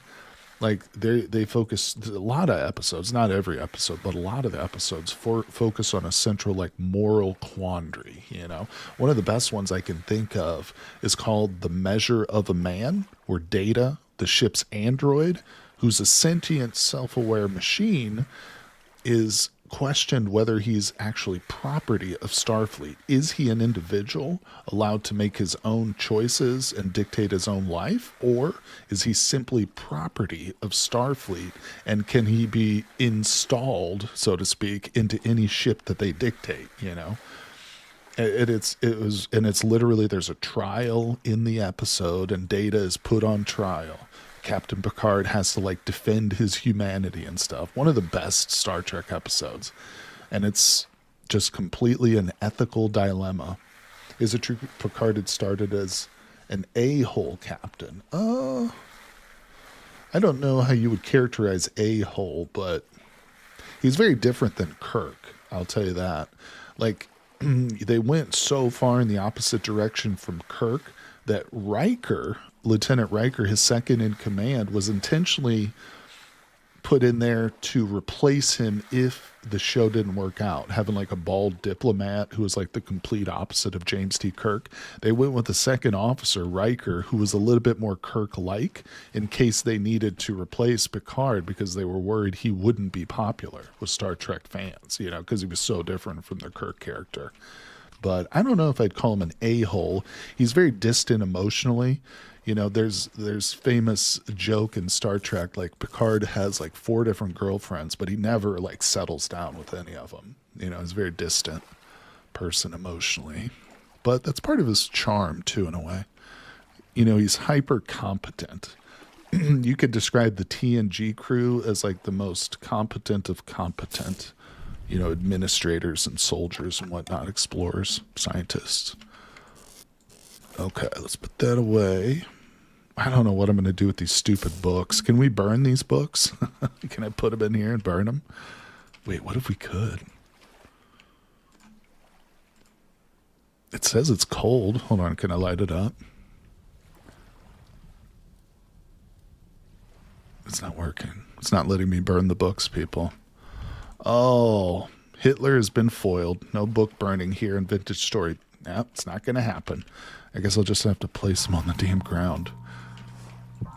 Dome, dome. He thinks, therefore he is. Back to the topic of Data, I believe that he's his own person. He can form his own hypothesis, which is no different from an idea. He thinks, therefore he is. Yeah. Yep, I agree with you. And ultimately, that's how the episode is resolved, is that Captain Picard proves that Data is an individual. Well, he doesn't so much prove it as he sways the judge to rule in his favor, you know. Proving that is not even really possible, I think, by most philosophical standards. But never watched much Star Trek, but you like PK? PK. I don't know what PK is. Problem I had with Enterprise was the Expanse season. The season was great, don't get me wrong. The problem is that it was rewriting canon with the temporal. Yeah, I don't love time travel. I really don't like the time travel and multiverse in universes that's not central premise. It's okay to Back to the Future slide. I'm 100% agreement with you, Saturn. Time travel in most science fiction is very poorly done. And I almost automatically get turned off whenever, like, oh, we're talking about time travel. Unless it's really well done. Like you say, it's a central part of the story, of the narrative, and not just some crutch, you know, to explain away like a hard to explain event or something. Yeah. I mean, Robert Heinlein wrote a really fantastic book called A Door into Summer. And I'm not a big fan of all of his work, but that's a great time travel story, you know. Also, there's a great series called I Am Bob, the Bobiverse. It's about like a tech industry leader who has his head, you know, he signs up with one of these cryogenic companies to store his head, you know, after he dies. And then like 2 days later, he dies. And then he wakes up, you know, because the cryogenic center, like they stored his body, his head or whatever. And he wakes up in this future dystopia. But instead of coming back as a person to like live his life and enjoy things, the society, the government has like taken all these cryogenically frozen people, and they transfer their consciousness into probes, and then they send these probes out into the galaxy. And so you're essentially like enslaved as a consciousness in this machine. It's a really good story, but Bob, the main character's name is Bob. He comes back and turns it on its head, essentially, and he becomes, I don't want to spoil too much, but yeah, Bobiverse. Really great sci-fi. There's like 4 or 5 novels in that series now. I recommend that one. Especially like the first 3 books are phenomenal. Time travel multiverse completely invalidates any investment. Yeah, that's something Red Letter Media always complains about, is time travel. Not even time travel, just the whole multiverse thing is like you say, it just basically removes any stakes or anything that might come with the world. Somebody dies. Oh, well, it's no big deal, you know. There's another one of them in a different multiverse. If we need them, we'll just go travel there and boom. It sounds like somebody's got their snowblower going outside. Oh. Yeah, somebody's outside with the motor running out there. You like the Bob series, Cecilia. Nice. You got a Bobiverse fan. Remind me, Cecilia, if you can remember, who was the author of that? Wasn't it Robert something? I can't remember the author's name right off the top of my head. But yeah, I really like Bobiverse too. The later books, like 4 and 5, get a little bit iffy, but that's how a lot of sci-fi is. If you follow a series long enough, it kind of gets goofier, stretched out, you know. Excuse me, guys. Oh, by the way, from sci-fi, I watched some StarCraft when I was young. Star Wars, never watched, but Stargate was good. Stargate was awesome. The movie and the TV show was amazing for sure. I loved it. Well, guys, we got a little bit of audio background noise going, and I'm starting to lose my voice a little bit, so I think this is probably a good time to sign off on today's live stream. Been going for a little bit over 3 hours, but like I said, I will be streaming again here in Vintage Story this week, so check that pinned comment for my schedule. And I'm going to be doing some other streams too. We got more Cataclysm coming, and I'm also going to be streaming more Card Survival Tropical Island this week. So I really appreciate everybody coming by and hanging out. It was great chatting with you as usual, and I hope I'll see all of you guys in future live streams. But once again, thank you all. You guys have a great day. Stay warm out there if you're in the cold winter storm, and I'll see you all on the next one.